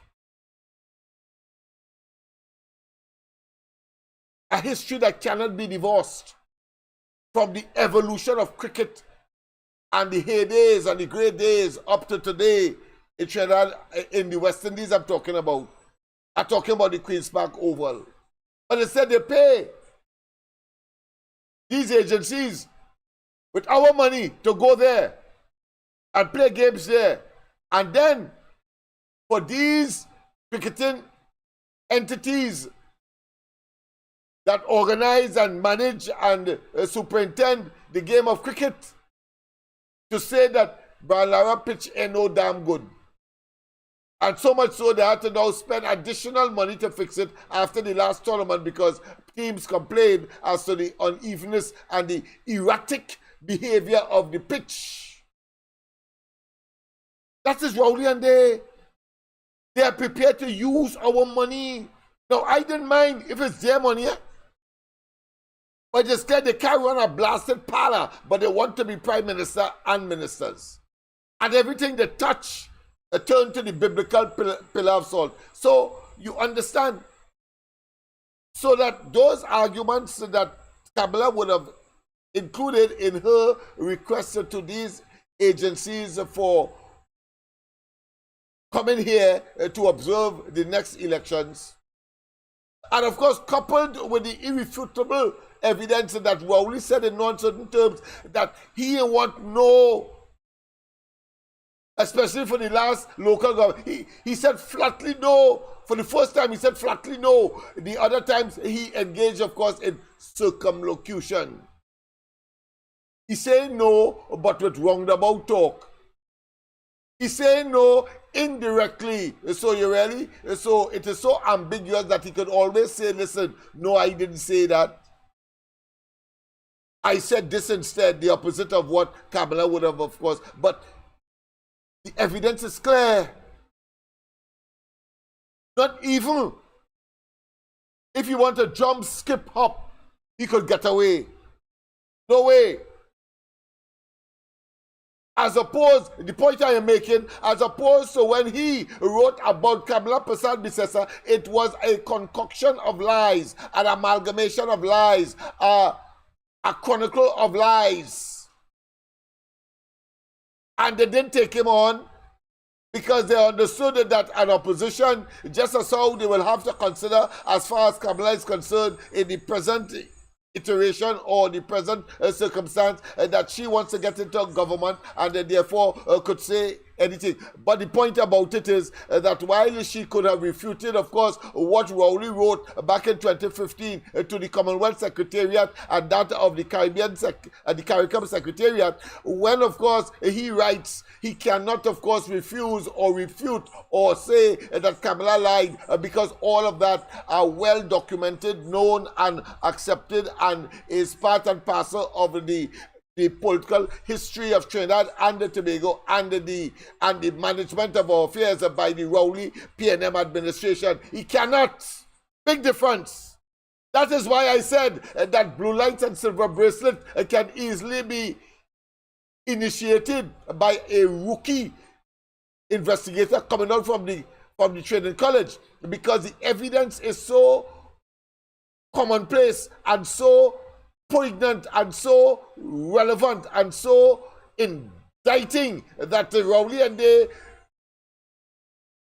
it is understandable that they will have to do and go beyond and go to the extreme, in other words, to stay in government. They have to do it. But of course, we in business, once we get out there, cast our votes, 20,000 in a constituency, 20,000 people voted. Let me see how the Tiffany blasted elections. Let me see how they're doing it. That is what Tobago did them. Tobago did them. In spite of the fact, and that is an argument that Kamala will have to put in her quest for independent observers, her argument for independent observers, that Rowley went to the parliament and unilaterally increased the seats in Tobago by 3. All of those in the court have documents saying that Rowley tried to influence the chairman of the EBC to extend the time by 1 hour in the 2015 election. All of that are there. You can't escape that, Rowley. You're so damn stupid. You know that you ought not to make irrefutable evidence. Irrefutable evidence in relation to your culpability. You leave no doubt. You leave no doubt. The PNM has left no doubt that they are blasted thieves and that they are anti-democratic and that they are prepared, of course, to undermine the electoral process and that they have, in fact, undermined the electoral process. And therefore, any institution, independent and outside of Trinidad and Tobago, once they are presented with those facts, Rowley and they asses and grasses, they can't escape.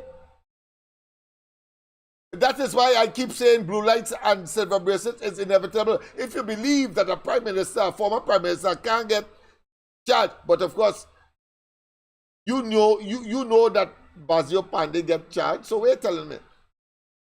But it was on a fictitious basis.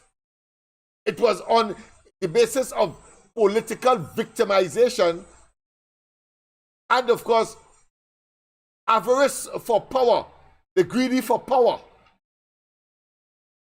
That's how Manning and they were, because there's a bunch of criminals that invaded and commandeered the PNM, started from Manning and now handing over to this fella who is worse. Who is worse by a huge measure. But the evidence is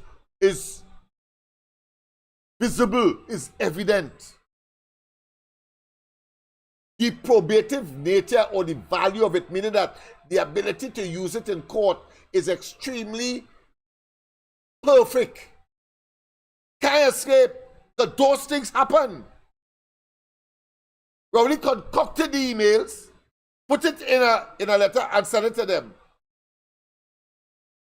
So these institutions understand that the opposition want to get into government, so they will lie or they will try to undermine or try to upstage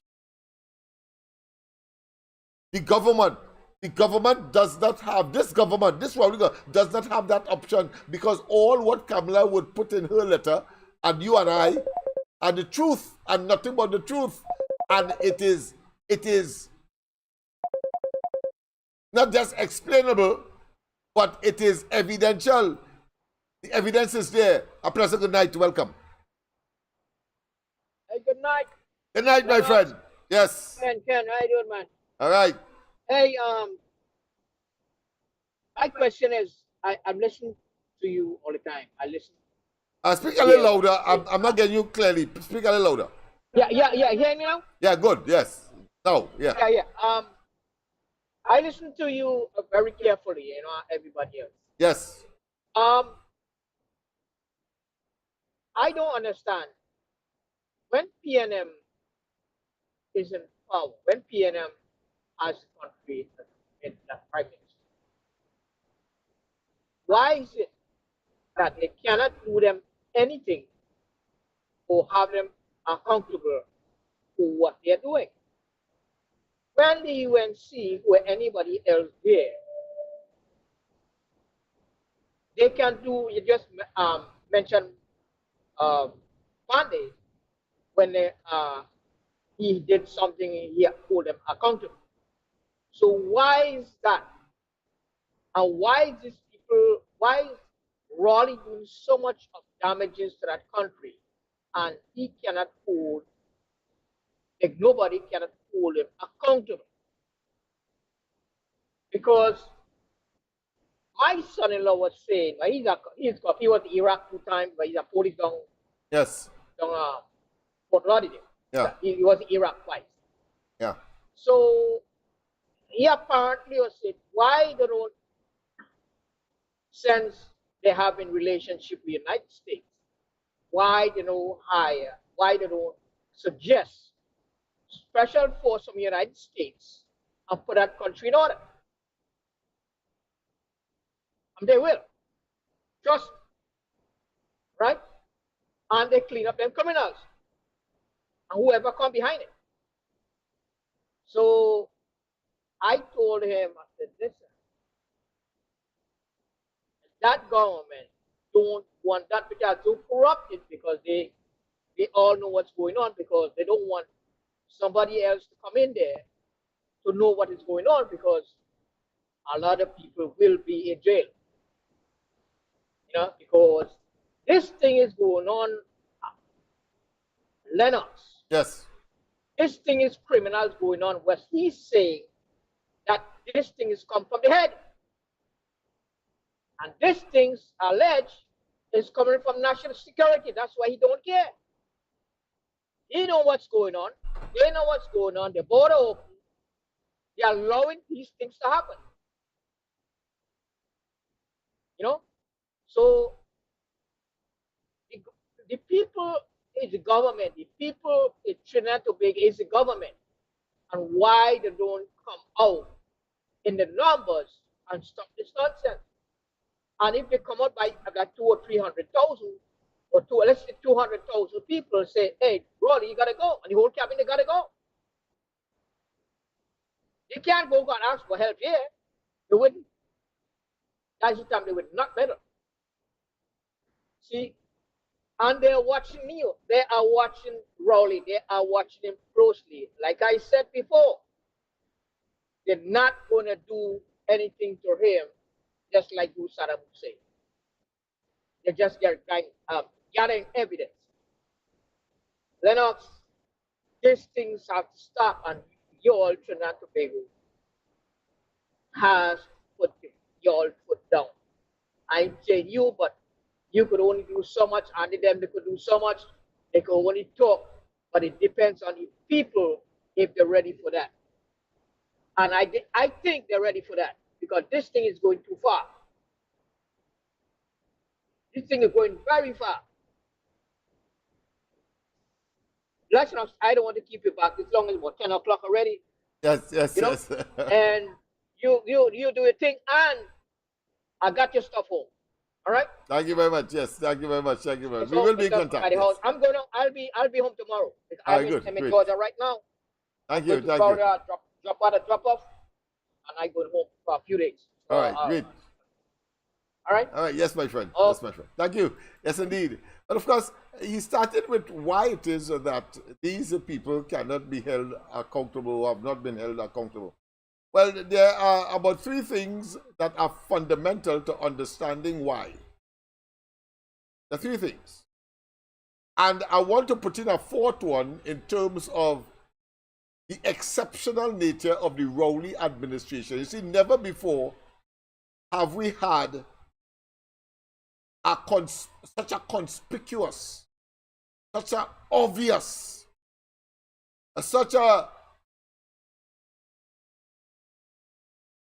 reckless, such a unrelenting breach of fundamental legal and cultural and expected behavior principles that have been breached by any government before in the case of the Rowley administration. And I was mentioning that when, of course, the caller made his entry by saying some of the elements that will be so evident that in a court of law, it's easy to find Rowley and they're guilty because it's the first time that has ever happened. Let us put that aside for a moment. The fact that they or the people have not yet been able, even though they know all the facts, to bring them to justice because of the concept or the idea of sovereignty. That's the first major thing. You see, why did the United States go into, let's say, Iraq? Why did they go into Grenada in the context of this region? Well, they went into Iraq because their interests was in jeopardy. Their interests, the axis of evil, they have nukes. And of course, it came on the heels of 9/11, where people of Arabic origin commandeered 3 planes, one heading for the White Hall or the White House, and 2 others heading for the Trade Center, International Trade Center. The third one, 2 hit these trade centers, but of course the third one did not reach its destination because people on the plane, we understand, very patriotic, commandeered. They say, nah, all can try to bomb up our president or our iconic, or should I say, seat of power, the White House. So I understand in some desert somewhere there, before he could reach his destination, that was just destroyed, and the people in it. So sovereignty. And America went in there because their interest was threatened in the way that it unfolded. Is no history. In the case of Grenada, several other islands were expressing their concerns, but of course, Eugenia Charles, I believe it was, Prime Minister of Dominica, I think, led the charge.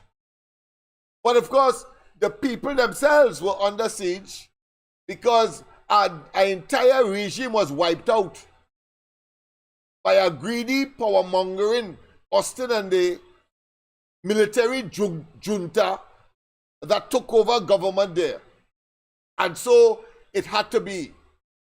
And so the Americans felt comfortable because a major part of the Caribbean, even though we said that, of course, the Caribbean must be, of course, a nuclear-free zone, it must be a war-free zone, etc. But that was a justification or justifiable circumstance to get the Americans in, and they did, of course, invade Grenada.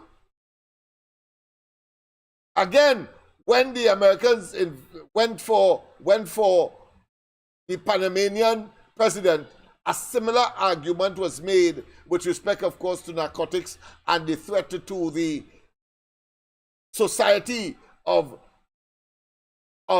America in terms of the use and the importation or exportation from Panama of drugs, etc. But Noriega was too fresh and too obnoxious, and therefore. And of course, let's look at Venezuela in more contemporary times. The Venezuelan president, among others, have been indicted. There's a bounty on his head for $15 million.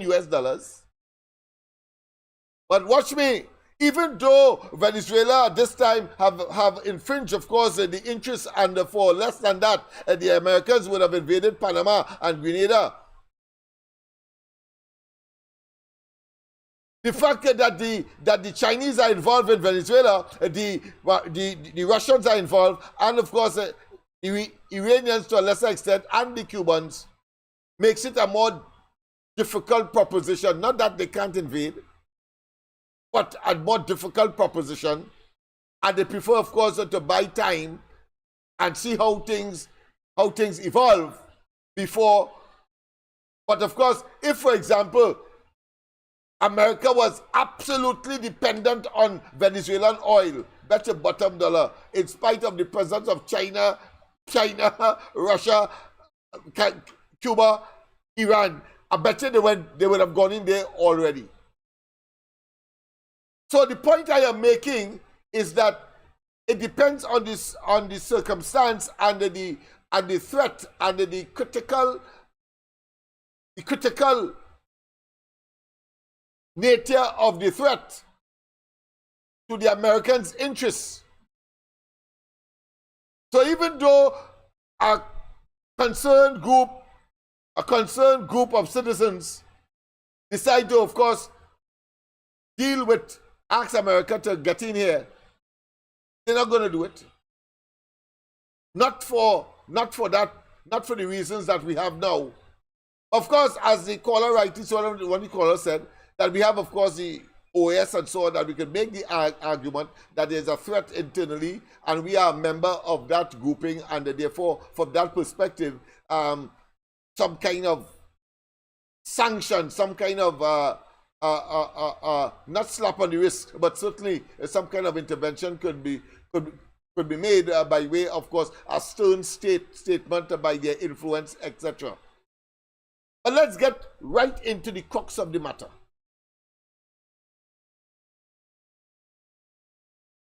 When former administrations, whether it be Kamala, whether it be Robinson, whether it be Manning,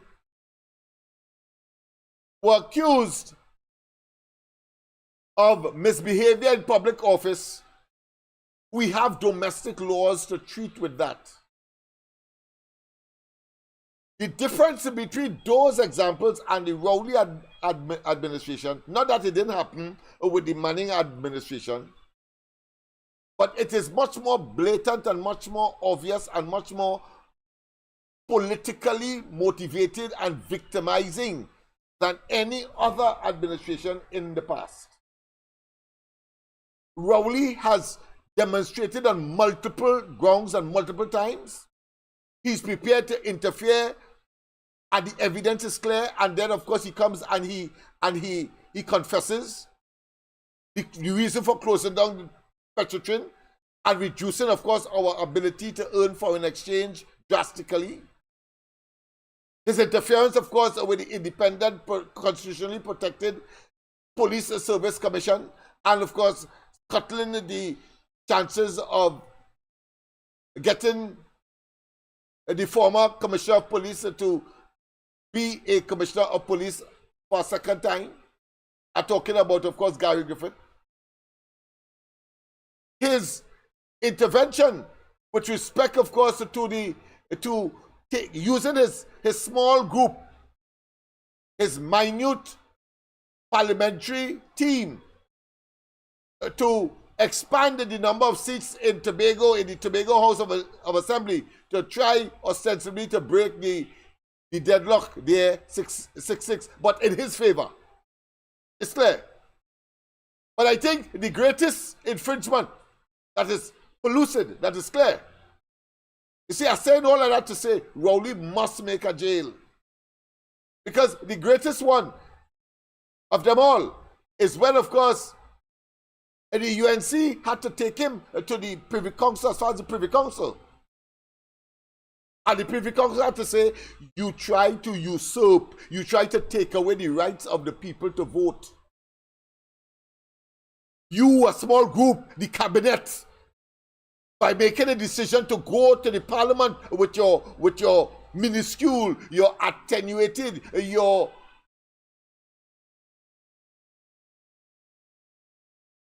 simple majority, and postpone the local government election. That is crucial. That happened, you know. There's no escaping of those facts. And that is why, and of course, we have the situation with the Brent Thomas, and of course, who made the decision to give a regional aircraft to go and kidnap a citizen of Trinidad and Tobago and bring them back here in Barbados. Rowley cannot escape culpability with respect, of course, to the Vincent Nelson matter. He was up and down the place before it became a political powder keg, threatening, of course, the stability of the PNM and the government. He was up and down the place saying that Vincent Nelson is a what? Is a foreign expert, a foreign senior counsel, and that he helping them. He said those words. He helping them Rowley government to put Kamala Persad-Bissessar and former ministers in handcuffs. He said that. That is on record.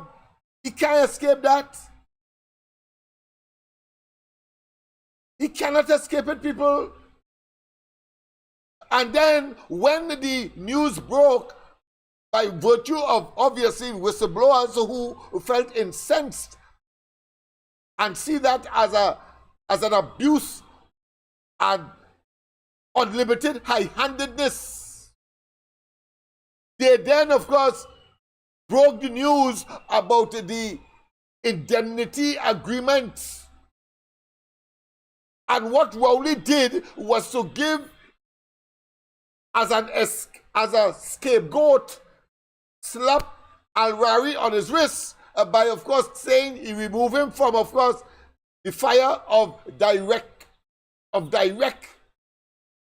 targeting in the office of the Attorney General and make him today, of course, the Minister of Local Government. That is clear. It happened. It existed. And therefore, there is no way Rowley and they could escape. But a new government has to come in place. I'm saying all this to say the reason why they have not yet been called to book criminally and civilly is because they are still in government. And they are prepared to use the period that they are there to use the office because the Constitution gives the Prime Minister and the government this almost unlimited ability. But it does not take away or it does not recognize that they must do things inimical, blatantly against the people in the way that Rowley has done it, breaching all principle. And if under normal circumstance, he would have been charged for one, misbehavior in public office, abuse of office, corruption, larceny of our resources, yes, raiding the treasury, and then, of course, follow your, and the legislation that talks about follow your wealth. How Balize House being constructed at over $100 million got that money when Rowley, again, it is on record, can't escape, said that PNM was bankrupt. So it is easy to prove the misbehavior and, of course, offense against the Integrity Act and offenses against the person and property. I talk about larceny. All of that, yes. And a number of other offenses, including, of course, corruption in the various forms that we would normally charge someone for under our law. But it cannot happen until the office of Prime Minister is vacated by these people, which of course will happen at government. You see, when Manning had instituted a limited state of emergency around the Okasipol and the then Speaker of the House home, he couldn't be charged for that. because it could be argued that she was trying to stymie and to have some other agenda to prevent the government from functioning, and therefore the government had a duty to make corrections. It is similar to when, of course, the former governor of the central bank applied to one of the multinational or multilateral agencies, whether it's the World Bank or the IMF, for a job after. And Imbert was asked to make a recommendation, and he sent a poisonous letter, fictitious to the hilt, with a vendetta that could only be seen and appreciated by virtue of some venom from some kind of python snake. Or we have a snake in Trinidad called coral snake, maybe from that small but potent. Because that is excusable. And of course, there are other means to bring them to board by the former governor going to the courts, and the court gave him justice. The court said that Rowley and they had to pay the man $7 million. Of course, the damage has been done. He's out of office. But of course, he might have been out of office anyway if they were minded to, of course, keep him until the expiration of his contract. But that is irrelevant. The fact is that those are procedural and other shenanigans. Whilst, of course, the intentions may be dishonorable, the fact is that they acted legally. The courts will not say. But the only way for Rowley and they to face justice is that they must be out of office. Pleasant good night. Yes, Lennox, it's me again. A quick thing I want to say here. I had to butt in on something. Yeah, go ahead, no problem. Yes. No, they could manage them even though they're in government, right? With sanctions. Let me tell you something. His friend next door was doing the same thing that he doing to us. Well, they're still doing it, right? Robbing the patrimony of the people. Thieving the money, giving it away to friends, family, oligarchs in other countries, allies, putting family and friends in position, nepotism, cronyism, all the isms. And this is why the sanction. People know the sanction, but for what?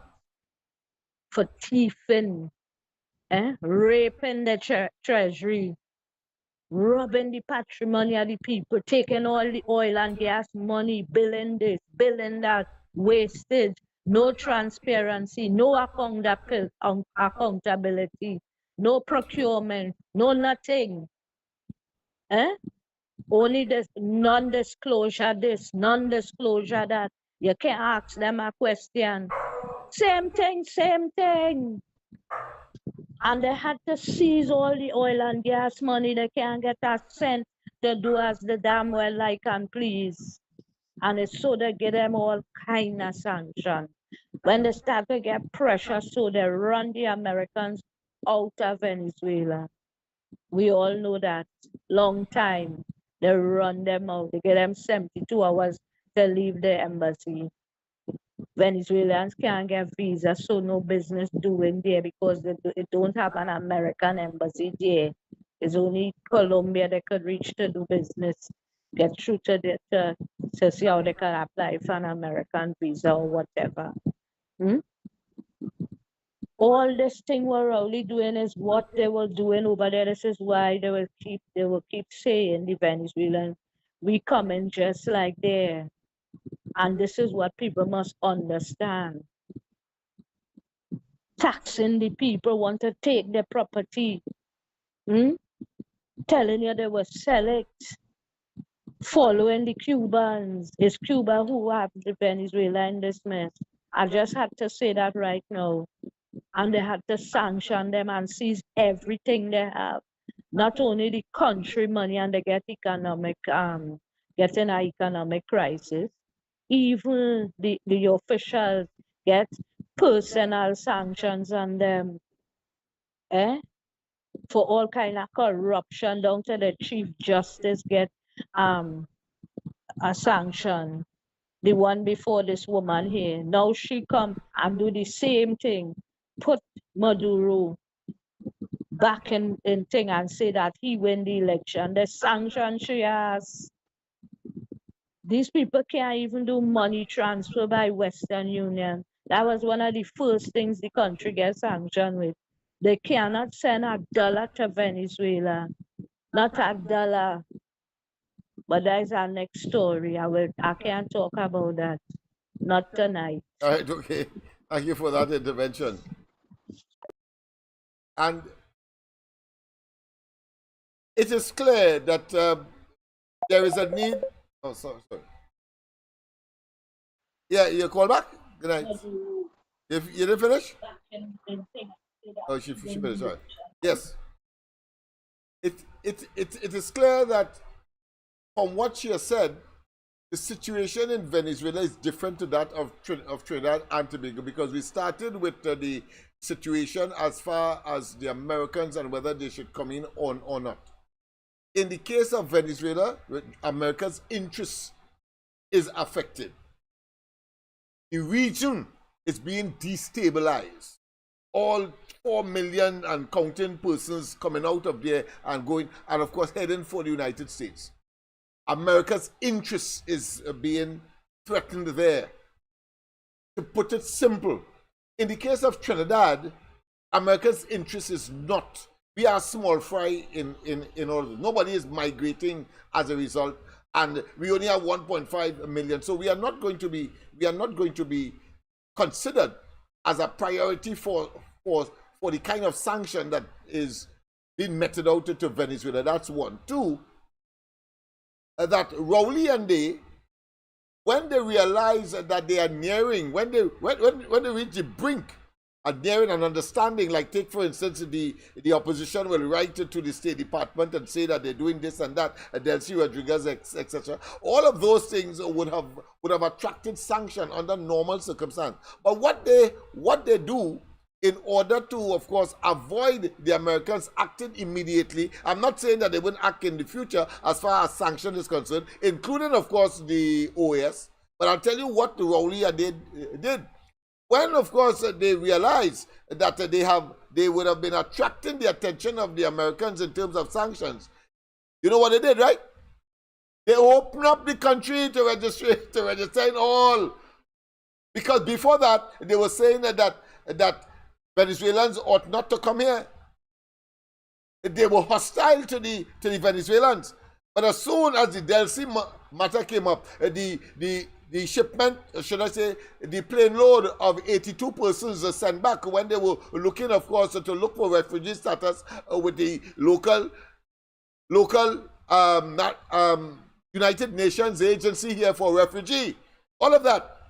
So they realized that listen, they will of course anger the Americans, and they were tinkering, especially when that shipment of fuel end up in Venezuela. They knew that, so they had to find countermeasures. So what they did that in order to appease, not that the Americans know, not that it did not, but if they remained recalcitrant and they continued, of course, on that vein and saying like Camille Robinson Regis naively and stupidly said that who the hell is Trump? If they had continued on that course, certainly, because we are, should I say, not just susceptible, but we are easily manipulated and sanctions imposed. But they were able to do that to save off. And therefore, we still remain with the ultimate, because the Americans also know elections are ahead, and the people, if they are right in their minds collectively, they are going to do to the government of Rowley in 2025, and therefore no need for the Americans to come in because we solve our problem, and then of course we deal with them, former ministers and prime minister and so on, through the system that we have. And if there is a need for American assistance, certainly the Kamala Persad-Bissessar administration, when they would have ensconced themselves, when they would have taken up office, will certainly have that option. That is the big difference. Trinidad and Tobago cannot threaten the interests of America. So that is why they have been so slow and tolerant. And I accept all of what the caller has said, that we have, of course, done this almost the same thing as Venezuela, except that the circumstances are totally different in terms of size, in terms of gravity, in terms of America's interests. We are almost persona non grata, almost infinitesimally insignificant. So that is the big difference. So people, of course, we have come, oh boy, it is 10:30. People, oh gosh, man, only have and tomorrow, of course, is Friday. Don't forget tomorrow is Friday.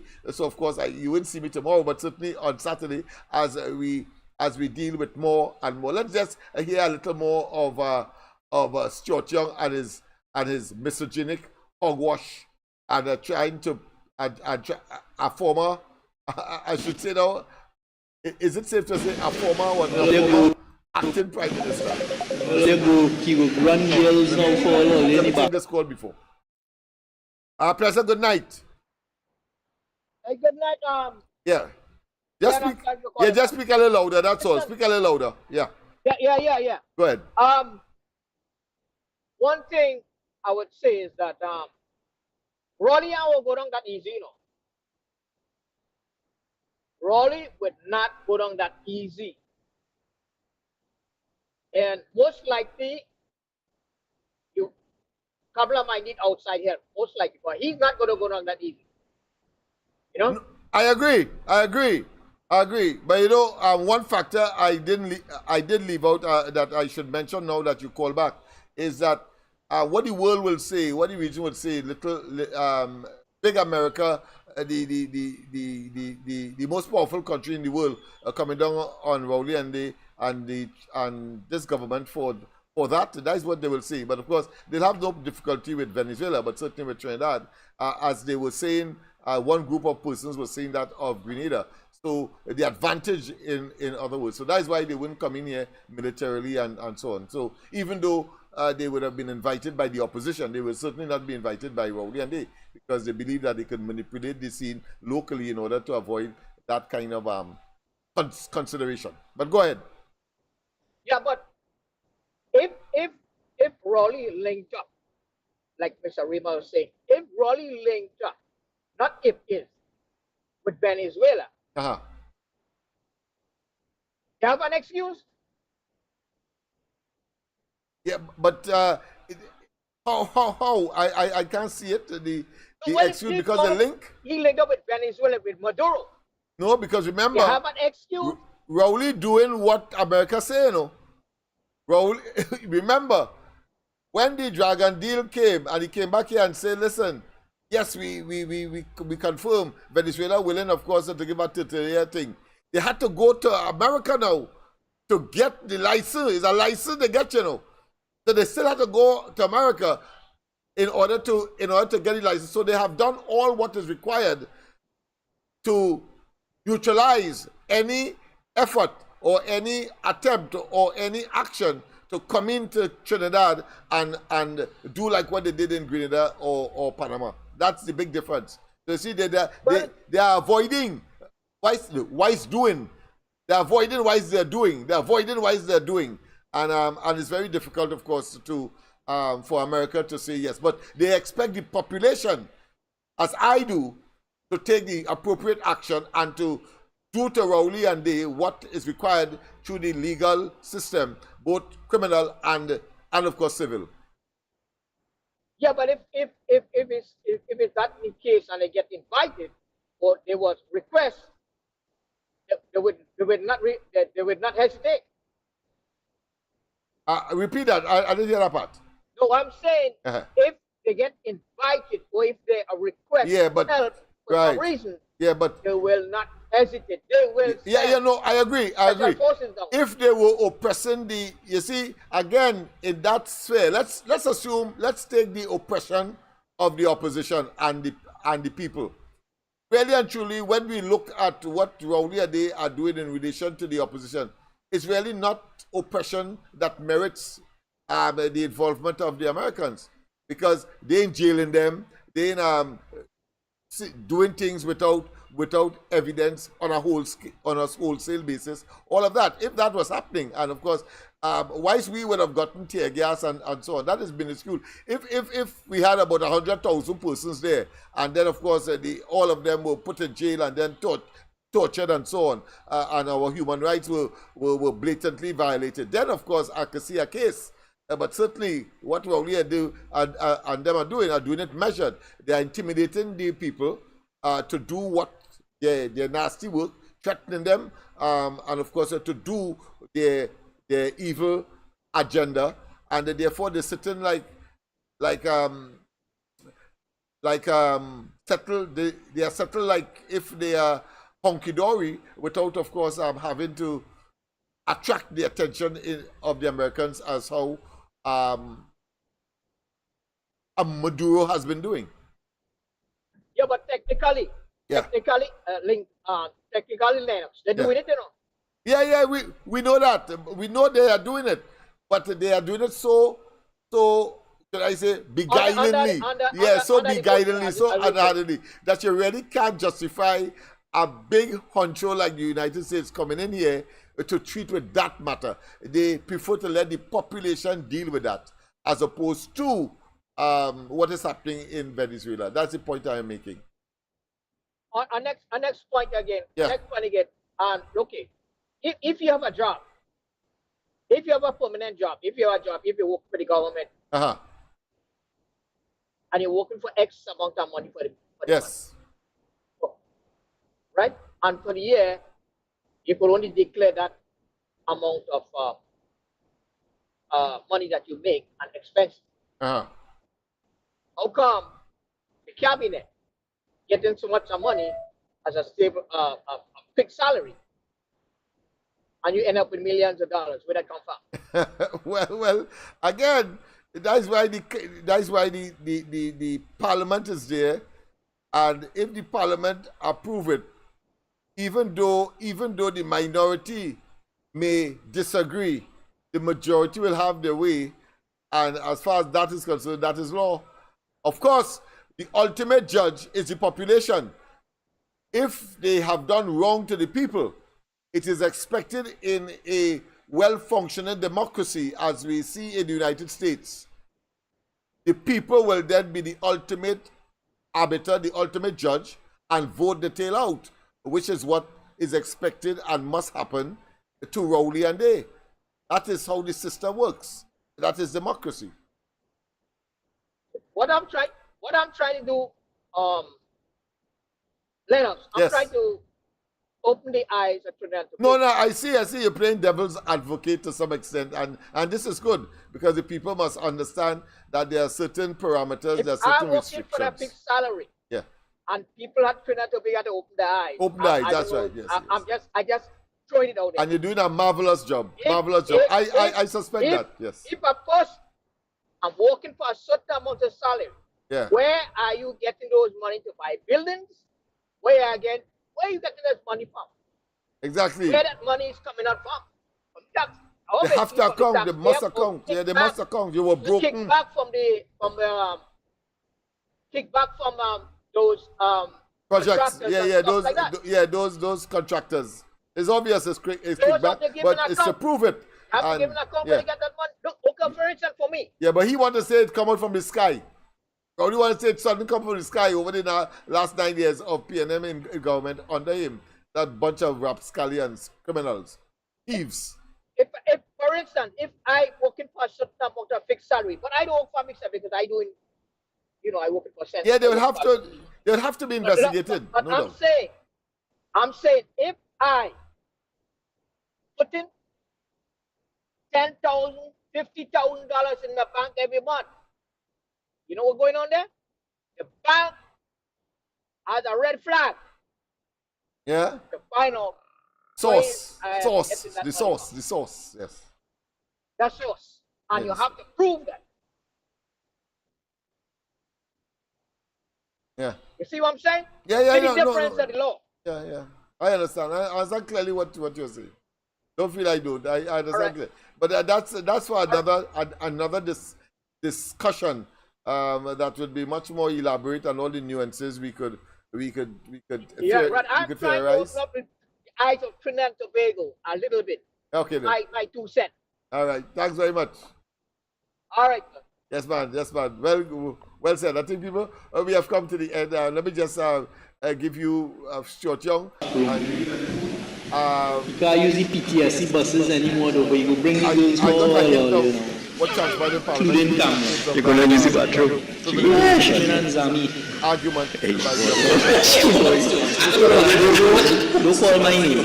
What's wrong with you? Hey, boy, cool it in my corner.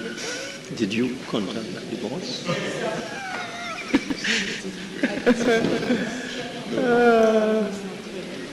You can't use the PTSD buses anymore, though, but you will bring the girls for all, you know. Including camera. You're going to use the bathroom? Yeah, Shannon Zami. What's wrong with you? Hey, boy, cool it in my corner. Cool it in my corner. As Prime Minister, There's plenty pressure. We have to suffer, and you will do nothing better. Probably really have to go. Probably really have to go. Well, people, of course, we have come to the end of tonight's program. Don't forget, of course, that tomorrow night is my night off. Of course, I'll be at Spargos, yes. And indeed, of course, we'll be back on Saturday night. Get your notes ready. Get your ideas. Should I say, well massaged, so that we can have a healthy discussion as we have been doing every night on the Corridor Transformation. Have a wonderful rest of the night. God bless, and see you, of course, tomorrow morning, first and foremost, on the ground report. Andy, Mikey, and myself from 6 to 8 in terms of the social media platform, but from 8 to 10 on Gael, the Caribbean. And then, of course, tomorrow night, well, I am off to my, should I say, sabbatical. See you then. Have a wonderful one. Bye-bye. We living in fear, so much to bear. We living in fear, so much to bear. And the PNM don't really care. Rowley really have to go. So Rowley really have to go. So Rowley really have to go. Yes, indeed. Boy, let's see what we can do with Rowley again. We'll see how Rowley. Let us end as we started. I think this is I want to invoke the doctor and then write him a letter. I want to ask him a question. If he knew what was going on, the other day I was passing, I hear people complaining. He is the man with the answer, but he quite over yonder. They say, stay in the valley, stay in the valley. This is Caribbean Vibes. Stay in the valley, and they biting hard. Stay in the valley, I'm sorry for Trinidad.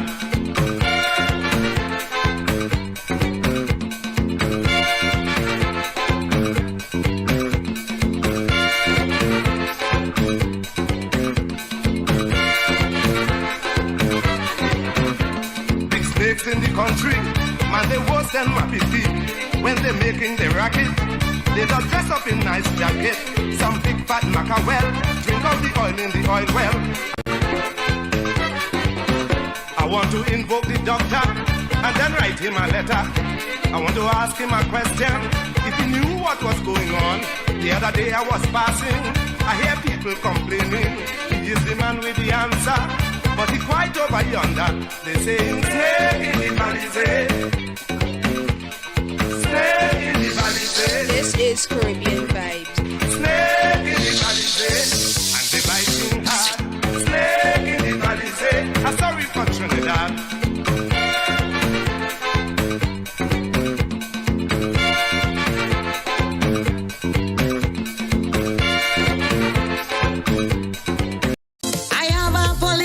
Cemetery.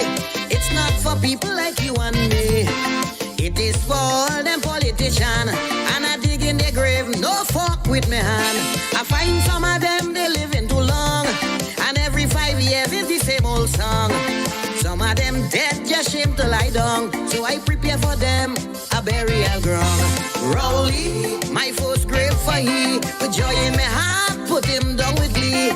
All of them useless politicians, only making up numbers in my island.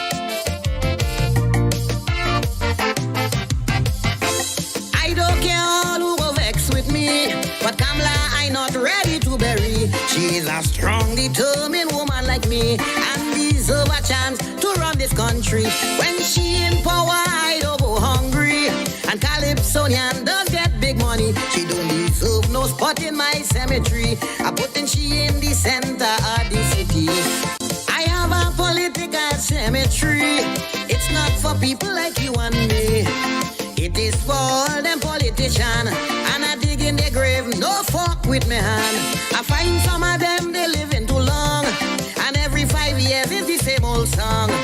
Some of them dead, just shame to lie down. So I prepare for them a burial ground.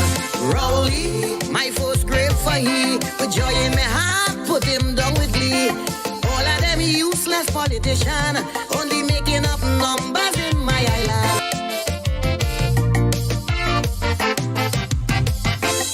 I don't care all who go vex with me, but Kamala I not ready to bury. She is a strong, determined woman like me, and deserve a chance to run this country. When she in power, I don't go hungry, and Calypsonian does get big money. She don't deserve